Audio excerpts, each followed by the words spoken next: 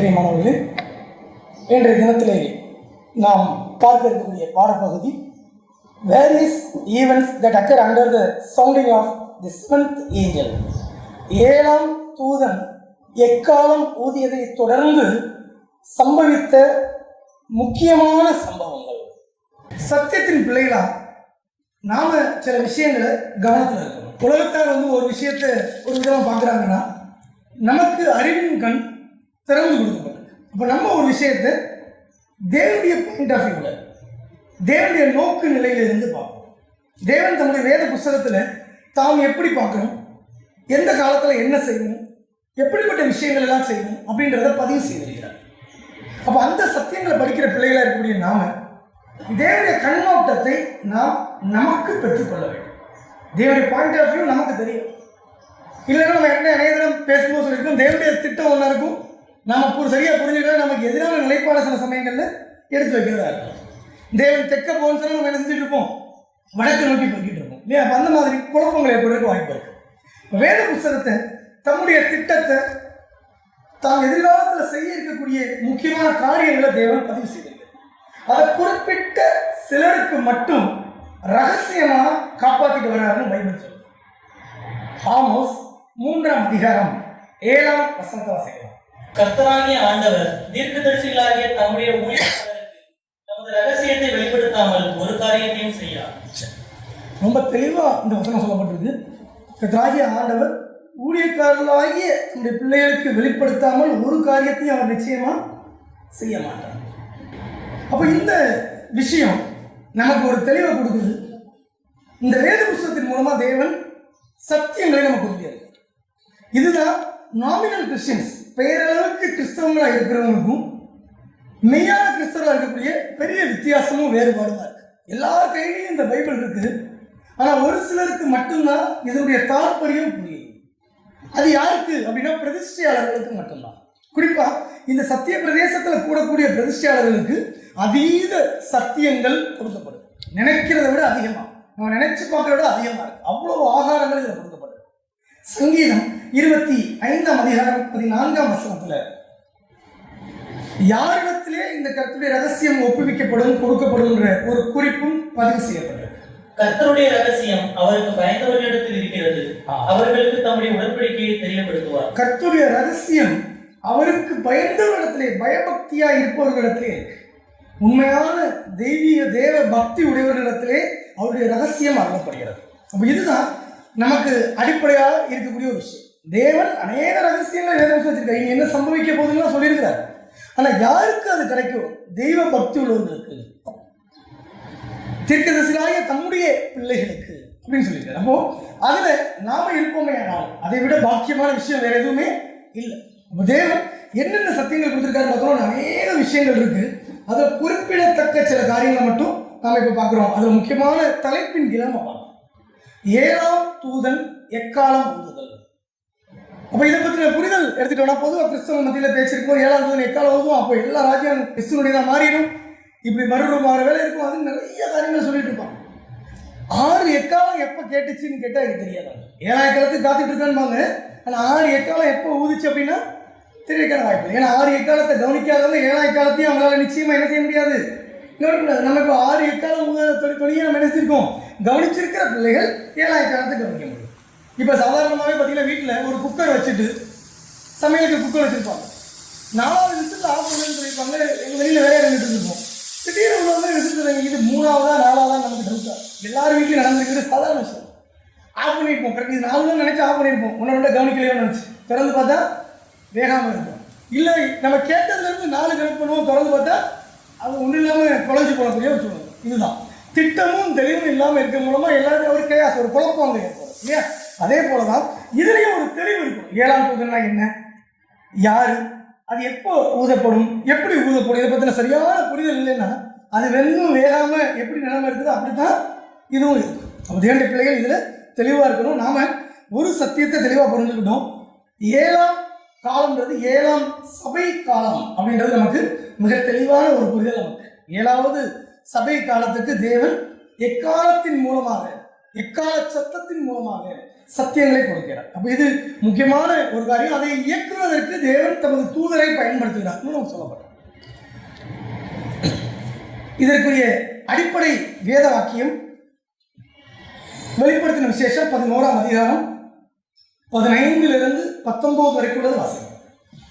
7ஆம் தூதன் எக்காலம் ஊதினான்.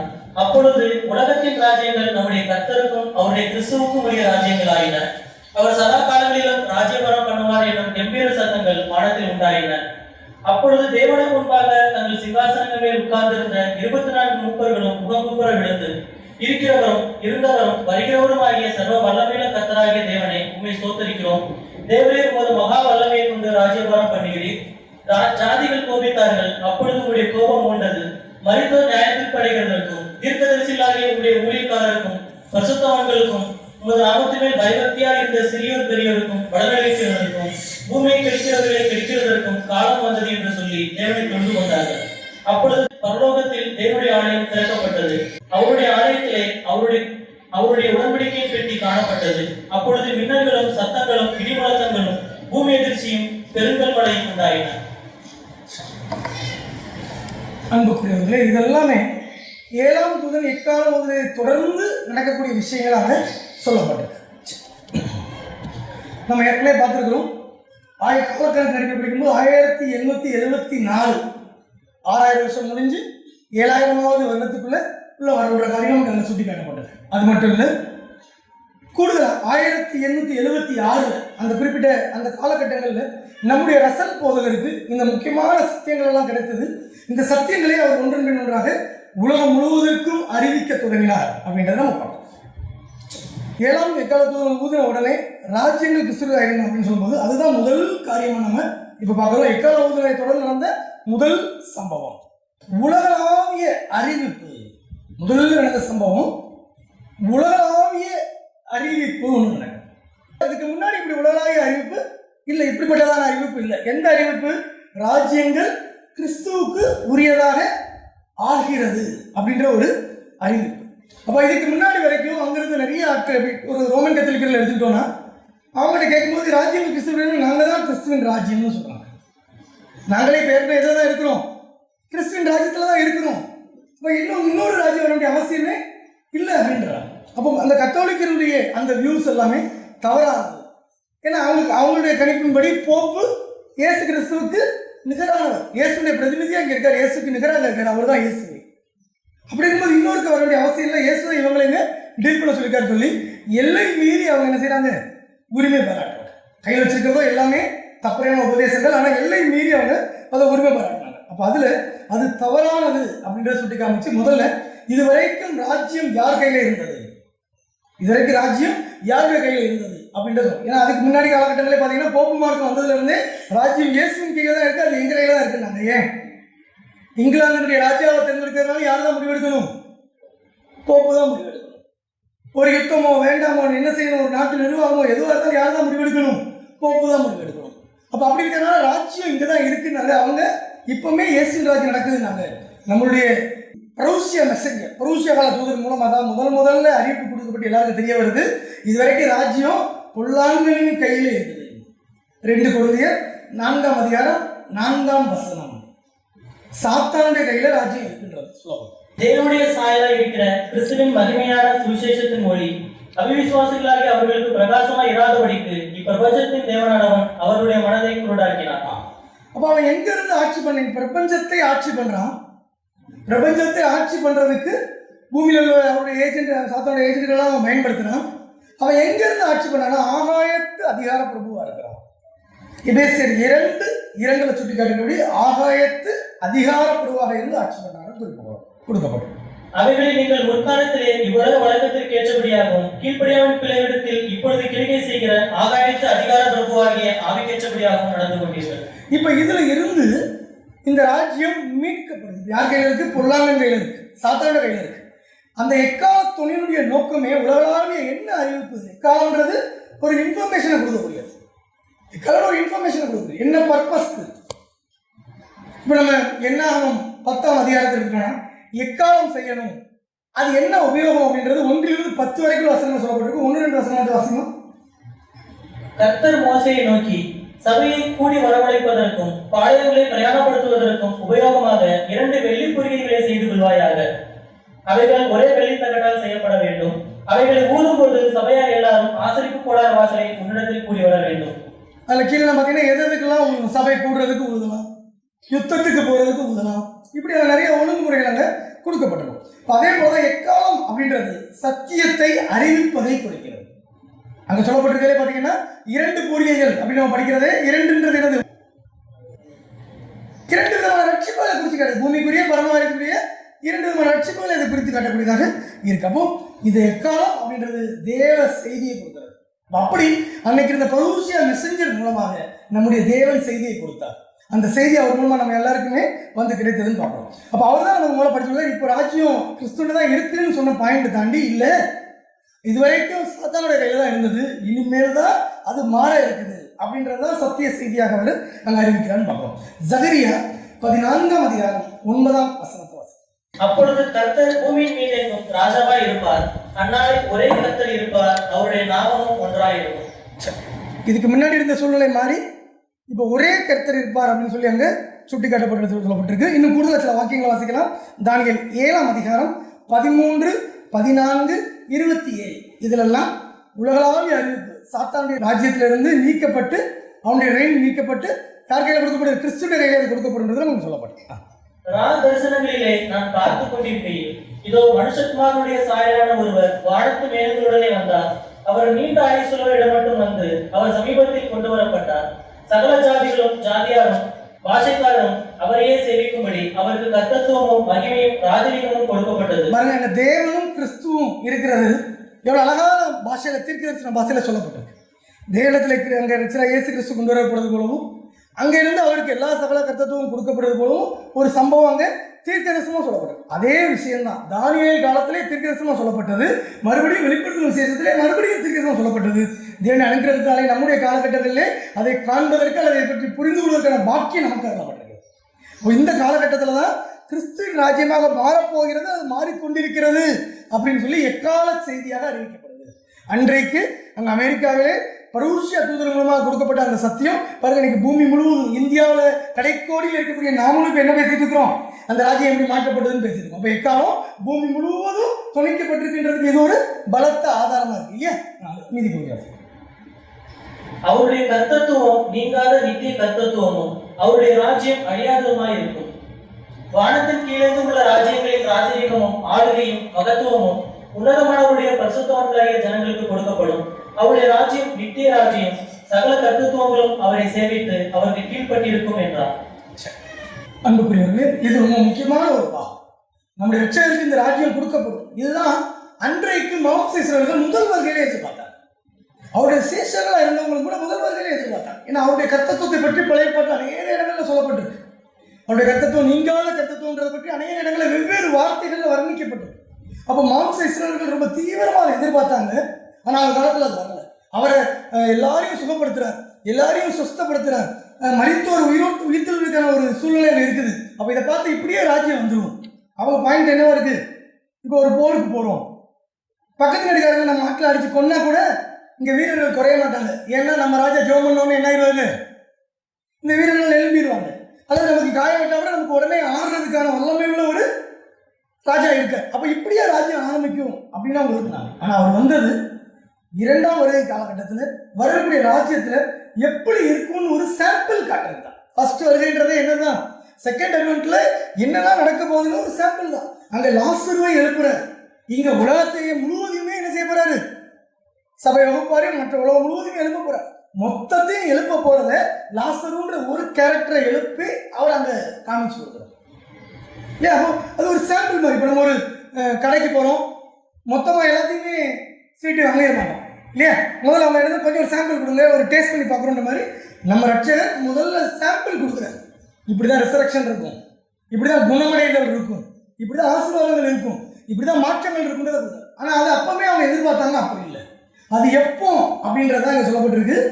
பூமி முழுவதும் அவருடைய கண்ட்ரோலுக்கு அது வந்த பிற்பாடு, பூமி முழுவதும் அவருடைய கண்ட்ரோலுக்கு வரும், வந்ததுக்கு பிற்பாடு அது இப்போ நம்ம காலகட்டத்தில் அந்த எக்காலம் ஊதப்பட்டுருச்சு. அந்த எக்காலம் ஊதப்பட்டுருச்சு. ராஜ்யங்கள் கத்திரை நோக்கி என்ன செய்யப்பட்டிருக்கு? இப்ப திரும்ப கூட்டி சேர்க்கப்பட்டு அதுக்கான வேலைகள் நடைமுறையில் இப்ப இருக்குது. முதல் காரியம் நம்ம பார்க்கறது வேர்ல்டு வைடு ப்ரொக்ளமேஷன், உலகளாவிய அளவில் அறிவித்தல். சாத்தான் கையில் நீக்கப்பட்டு தேவகுமாரன் கையில் அது ஒப்படைக்கப்படும். இப்படி ஒரு சத்தியம் நமக்கு கிடைச்சது ஒரு பாக்கியம். இப்படி ஒரு சத்தியம் நமக்கு கிடைச்சது ஒரு மாபெரும் பாக்கியம். ஏன்னா இன்றைக்கும் பொதுவாக நீங்கள் பார்த்தீங்கன்னா ஒரு பேரண்ட்ஸோட போயிட்டு இருக்குன்னா யாரு இந்த பூமியை ஆண்டுட்டு இருக்கா அப்படின்னு சும்மா ஒரு கேள்வி முன்னிக்கிறோன்னா இயேசுராஜா தான் ஆட்சி செய்கிறாரு. அப்புறம் ஏன் கொலையும் இருக்கு, பதில் இருக்காது இல்லையா? அப்போ யதார்த்தமான விஷயமே அதுதான், ரொம்ப சிம்பிள். இப்போ ஆளுகைக்கு பூமிக்குரிய சம்பந்தமான பாகம் ஆயத்தம் ஆகிக்கிட்டு இருக்கு. அதற்கு வேண்டிய மினிஸ்டர்ஸ் இப்போ இங்கே உட்கார்ந்து செலெக்ஷன் நடந்துட்டு இருக்கு. நியாயாதிபதிகள் செலெக்ஷன் இப்போ நடந்துட்டு இருக்குது. இந்த கிளாஸஸ் எல்லாம் தேர்ந்தெடுக்கப்பட்டு முடிஞ்ச பிற்பாடு தான் அது நிறைவேறும்ன்றது தான் தானியேல் 7ஆம் அதிகாரத்தில் 27ஆம் வசனத்தில் குறிப்பிடப்பட்டது. வானத்தின் கீழெங்கும் உள்ள ராஜ்யங்களின் ராஜரீகமும் ஆளுகையும் மகத்துவமும் உன்னதமானவருடைய பரிசுத்தவான்களாகிய ஜனங்களுக்கு கொடுக்கப்படும். அவருடைய ராஜ்யம் நித்திய ராஜ்யம், சகல கர்த்தத்துவங்களும் அவரை சேவித்து அவருக்கு கீழ்ப்பட்டிருக்கும் என்றார். இப்போ உன்னதமானவருடைய பரிசுத்தவான்களாகிய ஜனங்களுக்கு கொடுக்கப்படும். முதல்ல அது யாருக்கு வருது? ராஜ்யம் சாத்தானிலிருந்து நீங்கப்பட்டு தேவகுமாரன் கைக்கு வருது. தேவகுமாரன் அதை யார் மூலமாக ஆட்சி பண்ண போறாராம்? தம்முடைய பரிசுத்தவான்களின் மூலமாக ஆட்சி செய்ய போறார்.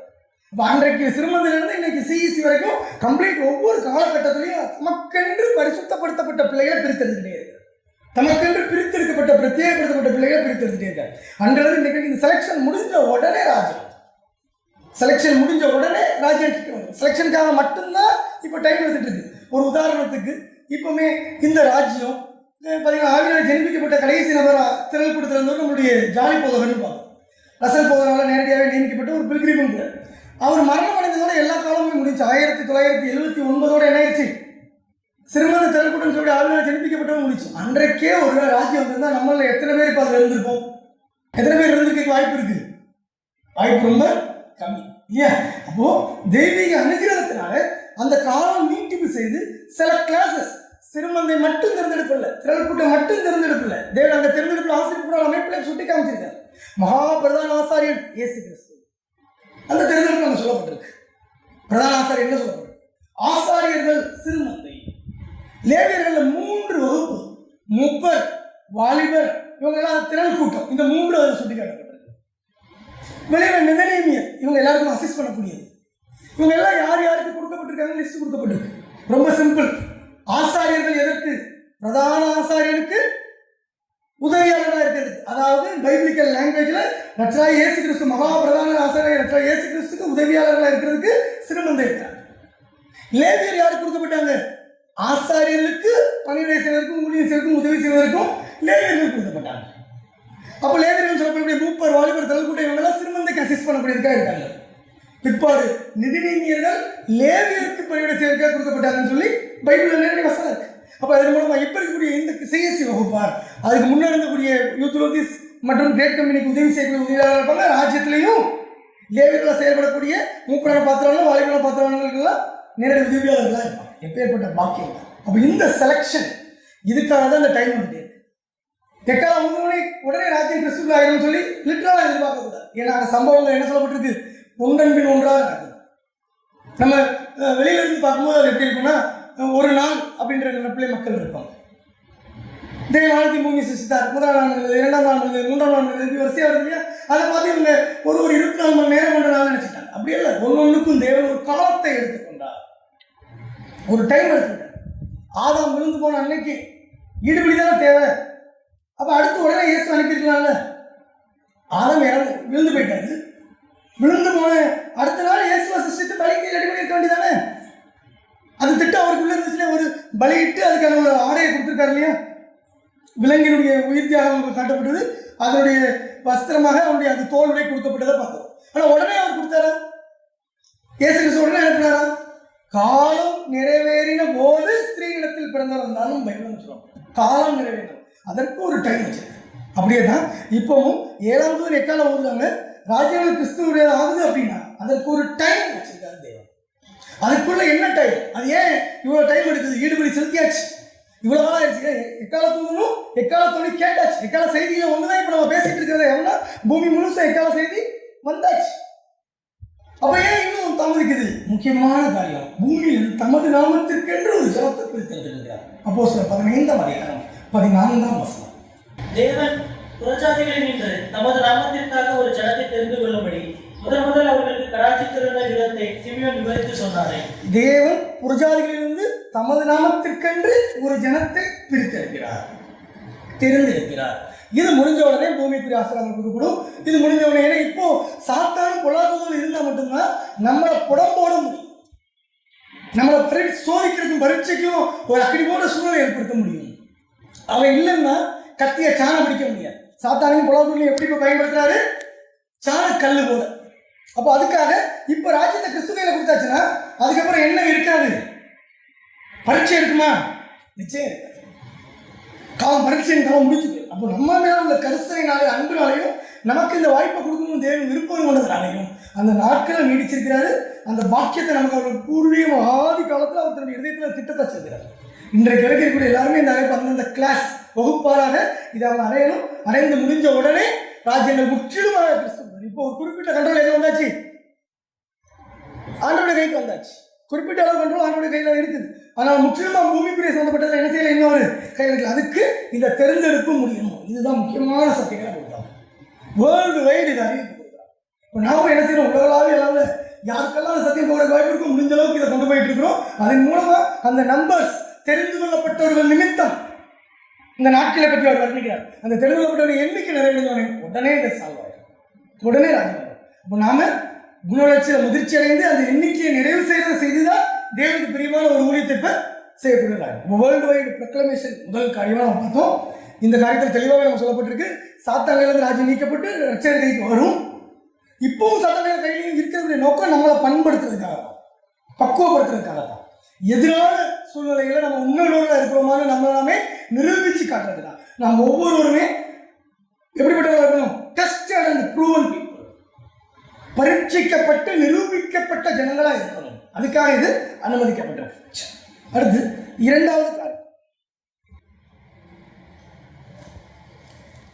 காரியம், மேனிஃபெஸ்டேஷன் அமங் காட்ஸ் பீப்புள். 7ஆம் தூதன் எக்காலம் பிற்பாடு இரண்டாவது நடக்கிற ரொம்ப முக்கியமான விஷயம், தேவனுடைய ஜனங்கள் மத்தியிலே ஒரு வெளிப்பாடு கிடைக்குது. என்ன அப்படின்னா, பழைய ஏற்பாடு ரொம்ப முக்கியமானது, அவசியமானது, அது கனத்துக்குரியது அப்படின்ற ஒரு முக்கியமான வெளிப்பாடு கிடைக்கக்கூடியதாக இருக்கு. எதை வெளிப்படுத்தப்பட்டிருக்கு? உலகளாவிய விஷய சத்தியங்கள் வெளிக்கப்பட்டிருக்கு பார்த்தோம்னா, அடுத்ததான் 7ஆம் தூதன் எக்காலம் உடனே நடக்கிற அடுத்த இரண்டாவது காரியம்னா தேவனுடைய ஜனங்கள் மத்தியில் ஒரு வெளிப்பாடு, அதுவும் வேத புஸ்தகம் சார்ந்த ஒரு வெளிப்பாடு. இதுக்கு முந்தின காலகட்டம் வரைக்கும் பழைய ஏற்பாடே தள்ளப்பட்டுருந்துச்சு. பழைய ஏற்பாடுன்றதை என்ன செய்வாங்க? முற்றிலுமா ஜனங்க தொடரதே விட்டுட்டாங்க, படிக்கிறதே விட்டுட்டாங்க. நீங்கள் முந்தின காலத்தில் நம்ம சொல்ல 100 வருஷத்துக்கு முந்தைய போக வேண்டாம். இப்போ கூட நீங்கள் பார்த்தீங்கன்னா புதிய ஏற்பாடு மட்டும் பிரிண்ட் பண்ணி கொடுக்குற கம்பெனிகள் இருக்குது இல்லையா? பார்த்துருக்கீங்க? புதிய ஏற்பாடு மட்டும். அவங்க சொல்கிறாங்க பழைய ஏற்பாடு தேவையில்லை. இயேசு கிறிஸ்து சொன்னதை நிறைவேற்றின பிற்பாடு அது தேவையே இல்லை. ஆனால் இயேசு கிறிஸ்து அது தேவை இருக்குங்கிற, இதை பப்ளிஷ் பண்ணி புதிய ஏற்பாடு கொடுக்கறதே தேவை இல்லைங்கிறார். இப்போ பாருங்க, இயேசு கிறிஸ்து வேத வாக்கியங்களை ஆராய்ந்து பாருங்கள். வேத வாக்கியங்களை ஆராய்ந்து பாருங்கள். யோவான் 5ஆம் அதிகாரம் 39 என்னை குறித்து சாட்சி கொடுப்பவையில் அறைகளே. வேத வாக்கியங்கள் இயேசு கிறிஸ்து சொன்னாரே. அப்போ அப்படி சொல்லும்போது புதிய ஏற்பாடு முடிஞ்சிருந்துச்சா? இதை அவர் சொல்லும்போது புதிய ஏற்பாடு இருந்துச்சா? புதிய ஏற்பாடு இல்லை. புதிய ஏற்பாடு நிறைவான காலம் வெளிப்படுத்தும் விசேஷம் எழுதப்பட்டது எப்போ நம்ம படிக்கிறோம்? AD 93 96 இருக்கலாம் நம்ம படிக்கிறோம். அப்போ முதல் நூற்றாண்டு முழுவதுமே எழுதப்படுவதற்கே தேவைப்பட்டிருக்கு. பிற்பாடு இது ஒரே புக்காக சேர்க்கப்பட்டதும் இன்னும் பல நூற்றாண்டு, 4 நூற்றாண்டு 4ஆம் நூற்றாண்டு தான் சேர்க்கப்படாது.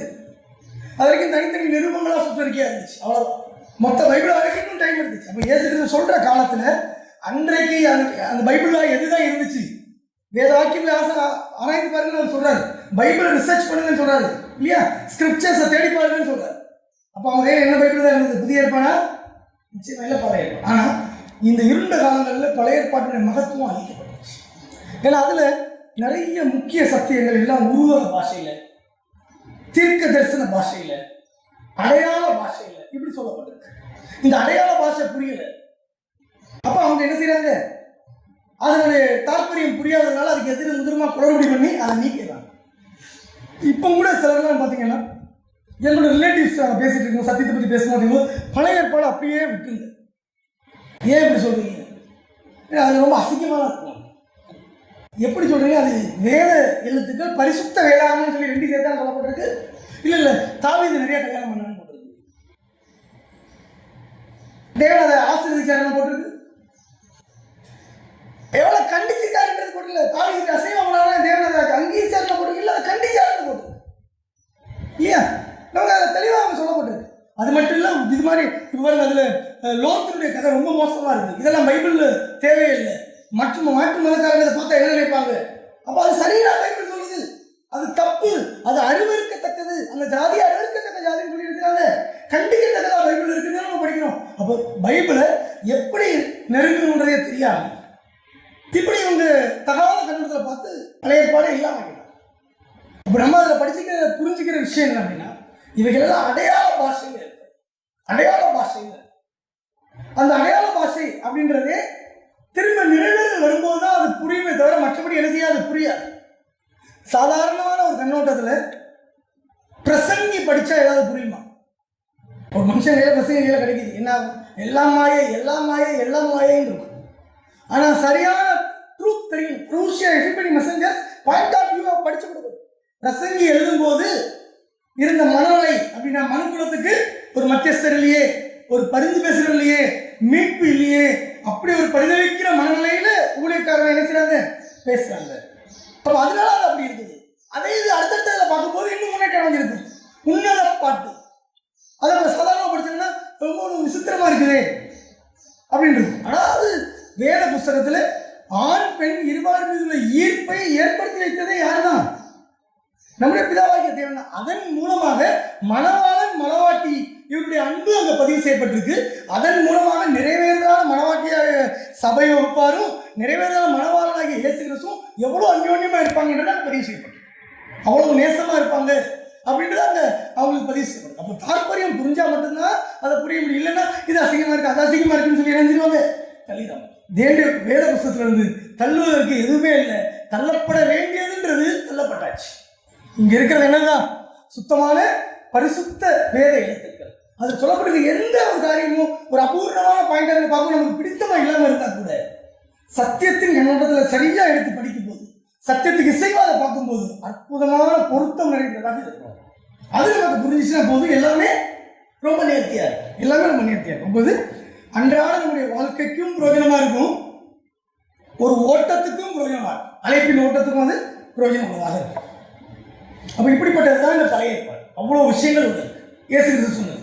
அது மட்டும் இல்லை, இந்த பழைய ஏற்பாடு பற்றி பவுல் அப்போஸ்தலன் தீமோத்தேயுக்கு சொல்றார். இது எப்படிப்பட்டது அப்படின்ற விளக்கம் 2 தீமோத்தேயு 3ஆம் அதிகாரம் 15 முதல் 17 வரை உள்ள வசனங்கள். கிறிஸ்து இயேசுவை பற்றி விசுவாசத்தினாலே உன்னை ரட்சிப்புக்கு என்ற ஞானமுள்ளவனாகத்தக்க பரிசுத்த வேத எழுத்துக்களை நீ சிறுவயது முதல் அறிந்தவர் என்று உனக்கு தெரியும். பரிசுத்த வேத எழுத்துக்கள் அப்படின்னு சொல்றாரு இல்லையா? இது புதிய ஏற்பாட்டு அடங்குனதா இல்லை பழைய ஏற்பாடு மட்டுமா? அந்த காலத்தில் இதுதான் இருந்துச்சு, பழைய ஏற்பாடு மட்டும் தான் இருந்துச்சு. அப்போ பவுல் அப்போஸ்தலன் இதை சொல்றது எதை மட்டும் சொல்றாரு? பழைய பண்ணி அந்த வசனம் நல்லா வந்து நீ தேடி பிள்ளையா இருக்கிறதுக்கு இந்த பரிசுத்த வேத எழுத்துக்கள் நல்லா போதுமானதுன்றதான் நாங்கள் சொல்றாங்க. 15 17. கிறிஸ்து இயேசுவை பற்றி விசுவாசத்தினாலே உன்னை ரட்சிப்புக்கேற்ற ஞானமுள்ளவனாகத்தக்க பரிசுத்த வேத எழுத்துக்களை நீ சிறுவயது முதல் அறிந்தவன் என்று உனக்கு தெரியும். வேத வாக்கியங்கள் எல்லாம் தேவாவினால் அருளப்பட்டிருக்கிறது. தேவனுடைய மனுஷன் தேறினவனாகவும் எந்த நற்கிரியையும் செய்ய தகுதியுள்ளவனாகவும் இருக்கும்படியாக அவைகள் உபதேசத்துக்கும் கடிந்து கொள்ளுதலுக்கும் சீர்திருத்துதலுக்கும் நீதை படிப்பிக்குதலுக்கும் பிரயோஜனம் உள்ளதாக இருக்கிறது. அப்ப இந்த ஒரு வசனம் நமக்கு தெளிவான ஒரு விளக்கத்தை கொடுத்தது. அவைகள் சகலத்துக்கும் பிரயோஜனமாக இருக்குது அப்படின்னு சொல்லுது. ஆனா அது எதைத்தான் குறிப்பிட்டு காட்டுது? அப்ப புதிய ஏற்பாடு எழுதப்படவே இல்லை. புதிய ஏற்பாடு எழுதப்படாத காலத்தில் பவுல் அப்போஸ்தலன் நிச்சயமா அது பழைய ஏற்பாடு. அப்ப இது இத்தனை நூற்றாண்டுகளாக மங்கி போயிருந்தது. இதே வசனத்தையே நீங்க பாத்தீங்கன்னா இந்த மக்கள் என்ன செய்வாங்க, பழைய ஏற்பாட்டில் உள்ளதை மாற்றி சொல்லுவாங்க, புதிய ஏற்பாட்டில் மாற்றி சொல்லுவாங்க. இவங்க புரிஞ்சுக்கிட்டது புதிய ஏற்பாட்டுக்கு மட்டுமே. இப்போ எப்படி இருக்காங்க, நம்ம யெகோவா தேவன் சச்ச அது பழைய ஏற்பாட்டோட முடிஞ்சிச்சு, அந்த பேரை எடுக்காதீங்க. இயேசு கிறிஸ்து அது புதிய ஏற்பாடு சுவிசேஷமா முடிஞ்சிச்சு, அந்த பேரை எடுக்காதீங்க. இப்போ பரிசுத்த ஆவியானவர் எப்படி ஆயிட்டு, என்ன என்று வேறு தேவர்களை உண்டாக்க வேண்டாம். நம்ம மொழிபெயர்ப்புல லேசாக ஒரு டெஸ்ட் இருந்தாலே போதும், ஈஸியாக உண்டாகும். பூமியிலேயே ரொம்ப சாதாரணமாக மனுஷனால் உண்டாக்குற எத்தனையோ விஷயங்கள் இருக்கு. ஒரு மனுஷனால் இன்னொரு மனுஷனை உண்டாக்கவே முடியாது. ஒரு மனுஷனால் இன்னொரு யானைக்குட்டியை உருவாக்கவே முடியாது. அப்படின்னா ஒரு மனுஷனால் ஒரு நட்சத்திரத்தை உருவாக்க முடியாது. ஒரு மனுஷனால பூமியில் இருக்கக்கூடிய எதையும் ஒரு மண்ணை கூட ஒரு மனுஷனால எதுவும் இல்லாமல் என்ன செய்ய முடியாது, உருவாக்க முடியாது. ஆனால் நம்ம வல்லமை படைத்தவர்கள் கடவுளை உண்டாக்க முடியும். இன்னைக்கு பாருங்க எத்தனை கோடி கடவுளை உருவாக்கி இருக்கிறோம். மனிதர்கள் பாருங்க எல்லாம் கடவுள், எல்லாத்தையும் அவங்க நினைக்கிறாங்க கடவுள் ஆக்கிக்கிட்டு இருக்காங்க. அப்போ அப்படி ஒரு படம் வரைஞ்சா அதுவும் கடவுள், ஒரே படத்தை இப்படி திருப்பி வரைஞ்சா இதுவும் ஒரு கடவுள், பின்னாடி வரைஞ்சா அதுக்கும் ஒரு கடவுள், தலைக்கு பின்னாடி ரெண்டு மூணு அதுக்கும் ஒரு கடவுள், அப்நார்மலாக இருந்தால் அதுவும் ஒரு கடவுள், பயமாக இருந்தால் அதுவும் ஒரு கடவுள், எல்லாமே. அப்போ அப்படி மனிதர்களால் உண்டாக்கக்கூடியதாயிடுச்சு. அப்போ இன்னைக்குள்ள நிலைமை பரிசாயங்களையும் உருவாக்கக்கூடிய ஒரு சூழ்நிலை தான் ஏற்படுது. தவிர தேவனையோ இயேசுவையோ அவங்க நேசிக்காம வேறு பாதையில் ரொம்ப தூரம் போயிட்டாங்க. ஆனால் இந்த பழைய ஏற்பாடு தள்ளப்படாமல் உறுதியாக இருக்குதுனாலே நிச்சயமா அது என்ன ஆயிடும், தேவன் யாருன்ற பற்றி மிக தெளிவான விளக்கங்கள் அதுக்குள்ள பார்க்கணும். தேவன் யார், தேவனுடைய குமாரன் யார், இந்த விஷயங்கள் எல்லாம் பழைய ஏற்பாட்டில் அங்கே சுட்டி காட்டப்பட்டிருக்கு. சரி, இந்த பழைய ஏற்பாடு இந்த யுகங்கள் முழுவதும் இருண்டு போயிருக்கும்போது முதல்ல எடுத்து டீல் பண்ண ஒரு நம்முடைய பரூஷியா, நம்முடைய பரூஷியா தூதர் தான் இதை முதல்ல எடுத்து பழையப்பாடு சத்தியங்களை வெளியே கொண்டார். மரித்தோர் எங்கேன்ற சத்தியம் ரொம்ப முக்கியமானது. பழையப்பாட்டில் எல்லா வசனங்களையும் எடுத்து அவர் என்ன செய்றாரு, வேதத்தை நீங்கள் தூரத்துக்கு போட்டுட்டீங்க, அதில் என்ன இருக்குன்றது சொல்லப்பட்டது. ஏன்னா அதை பழையப்பாடு இல்லாமல் வெறும் புதிய ஏற்பாடு மட்டும் படிக்கும்போது மரித்தோர் எங்கே இருக்கிறதா சொல்கிறாங்க, ஜீவனோடு இருக்கிறாங்கன்னு சொல்கிறாங்க. மரித்தோர் நல்ல ஜீவனை பெற்று இருக்கிறாங்க. அப்போ இவருடைய காலகட்டத்தில் தான் பாருங்க பழையப்பாட்டில் மரித்தோர் எப்படி இருக்காங்க, தேவன் என்ன சொன்னார், மரித்தோர் ஒன்றும் அறியாது.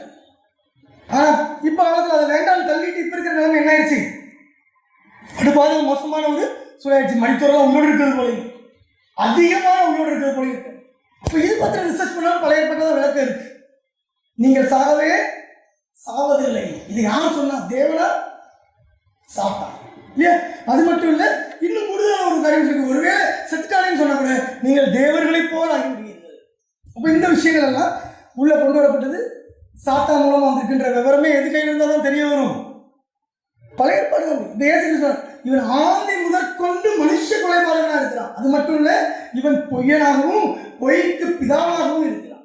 பூமியில முதல் பொய்யை சொன்னவன் யாரு, சாத்தா. அப்ப இந்த சத்தியத்தை ஏசு சொல்றாரு, இது தெரியும்னா என்ன தெரிஞ்சாகணும், பழைய ஏற்பாடு தெரிஞ்சாங்க. அப்போ இது பார்க்குறாரு எங்க இருந்து பிடிக்கணும்.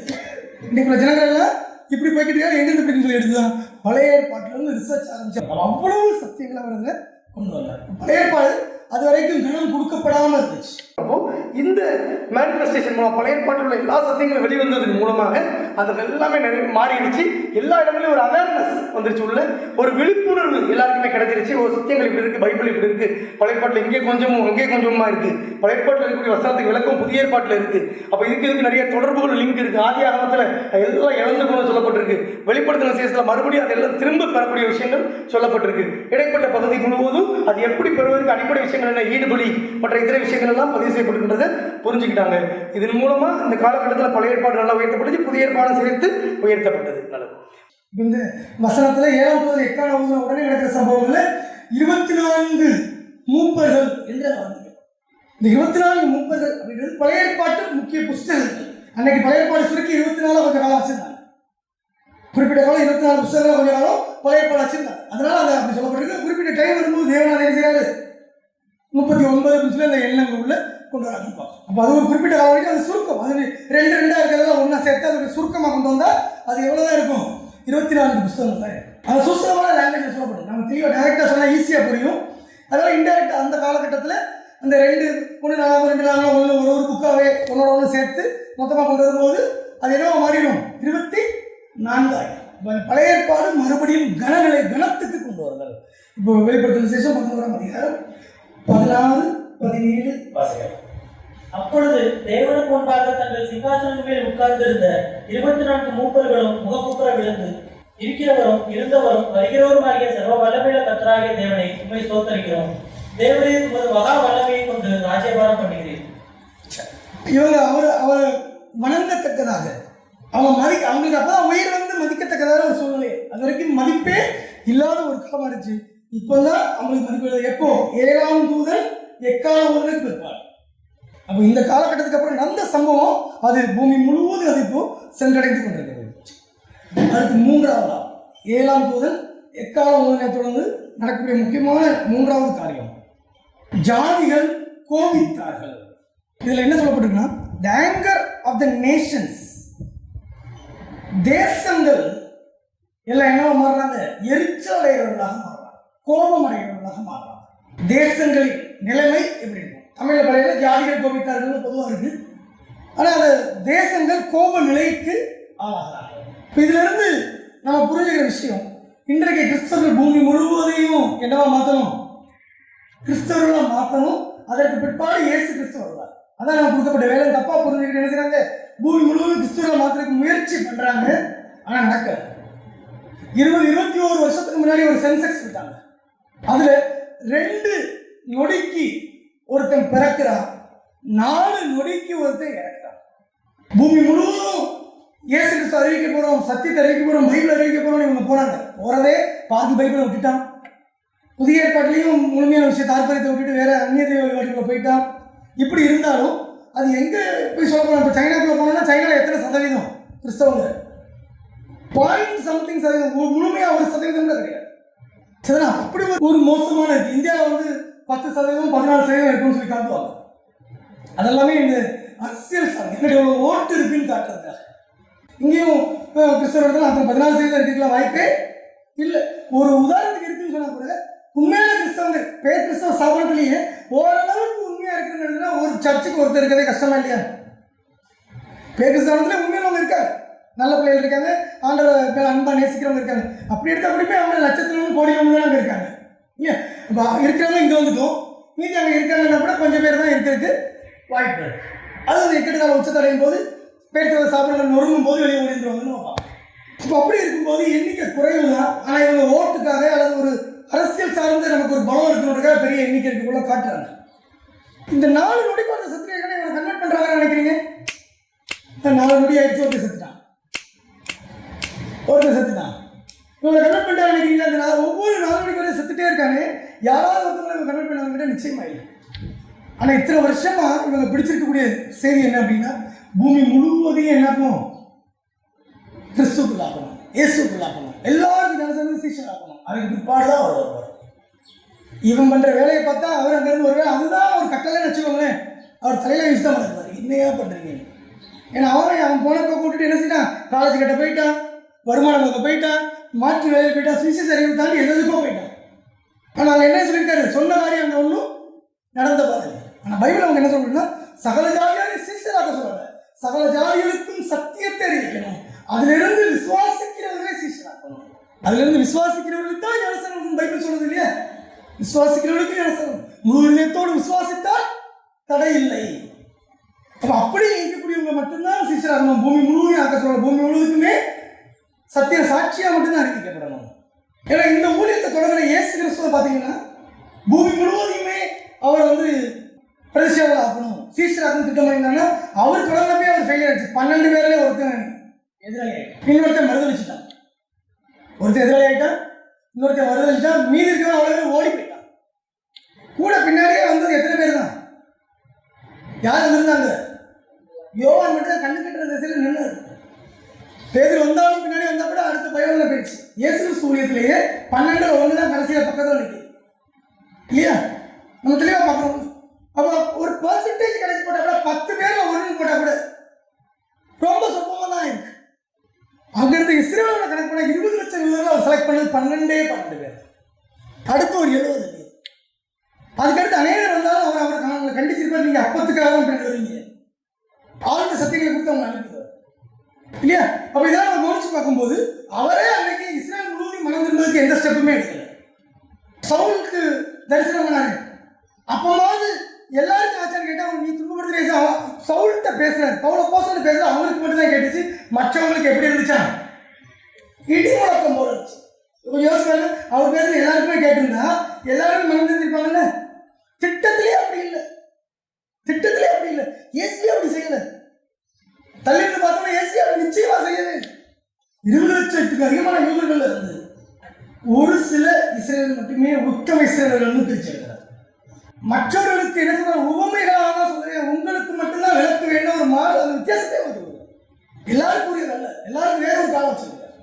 அப்போ இது புரியாம இன்னைக்கு பேர் கிறிஸ்தவம் உலகத்தை கிறிஸ்தவம் ஆக்குறாங்க. அதுல கொஞ்சம் குரூப் இருக்கிறது இந்தியாவே கிறிஸ்தவர்கள் ஆக்குறாங்க. பயங்கர ஜபம், இப்ப பயங்கரமான ஜபம் இந்தியா கிறிஸ்தவர்கள் ஆக்குறதுன்னு சொல்லி தேவ சித்தத்துக்கு புரியாம அதுக்கு எதிராக செய்வார். தமது நாமத்திற்கென்று ஒரு ஜனம், இந்தியாவே அவருடைய ஜனம் இப்படி நினைச்சிருக்காங்க. அப்போ அப்படி எல்லாம் அதுக்கு வேற ஒரு டைம் அவர் வச்சுக்கார். அப்போ நேர்த்தி அதை செய்து முடியும். இதனாலதான் என்ன ஆகுதுன்னா இன்னைக்கு பூமி முழுவதுமே மனம் திரும்பியிருக்காங்கன்ற கேள்விக்கு பதில் இல்லைன்றதான். மாறா என்ன நடந்திருக்கு? கிறிஸ்தவ நாடுகள் அப்படின்னு சொல்லக்கூடியவங்க யுத்தத்தை செய்யக்கூடிய நாடுகள் ஆயிட்டாங்க. அமெரிக்கா ஒரு கிறிஸ்தவ நாடு, பிரிட்டிஷ் ஒரு கிறிஸ்தவ நாடு, பிரிட்டிஷ் ஒரு கிறிஸ்தவ நாடு. ஏதாவது ஒரு ஆதார அடையாளம் இருக்கா சொல்லுங்க? ஜாலியன் வாலாபாக் இடத்துல பலாயிரம் இந்தியர்களை சுட்டுக் கொண்டு அந்த அந்த ஒரு அவ்வளோ ஒரு கிறிஸ்டியன். அதிலே புரிஞ்சுக்கலாம் பிரிட்டிஷார் எல்லாரும் கிறிஸ்தவர்கள் அல்ல. அதுலேயும் தேவனுக்கு உண்மைத்துவம் சிலரை தவிர மற்ற யாருமே கிறிஸ்தவர்களே இல்லை. இத்தனை மனுஷன் எப்படி கொல்ல வேணும்? அடிக்கவே மனம் வராதே நமக்கு. ஒருத்தர் அடிக்க கூட மனம் வராதானே? அப்படி தீங்கு செஞ்ச கூட சரி தேவன் பார்த்துக்கிற அளவுக்கு கிறிஸ்தவ குணத்தில் வளர தானே செய்யணும். ஆனால் அவன் எப்படி ஆயிட்டான்? யுத்தம். அமெரிக்கா கிறிஸ்தவ நாடு, பூமி முழுவதும் மாபெரும் அழிவுனா என்னது? ஹிரோஷிமா நாகசாகி. ஹிரோஷிமா நாகசாகி அவன் போட்ட குண்டுக்கு பேர் என்னது? Little boy. ஒரே 50 லட்சம் பேர். இன்னைக்கு வரைக்கும் ஜப்பான் என்ன செய்யல?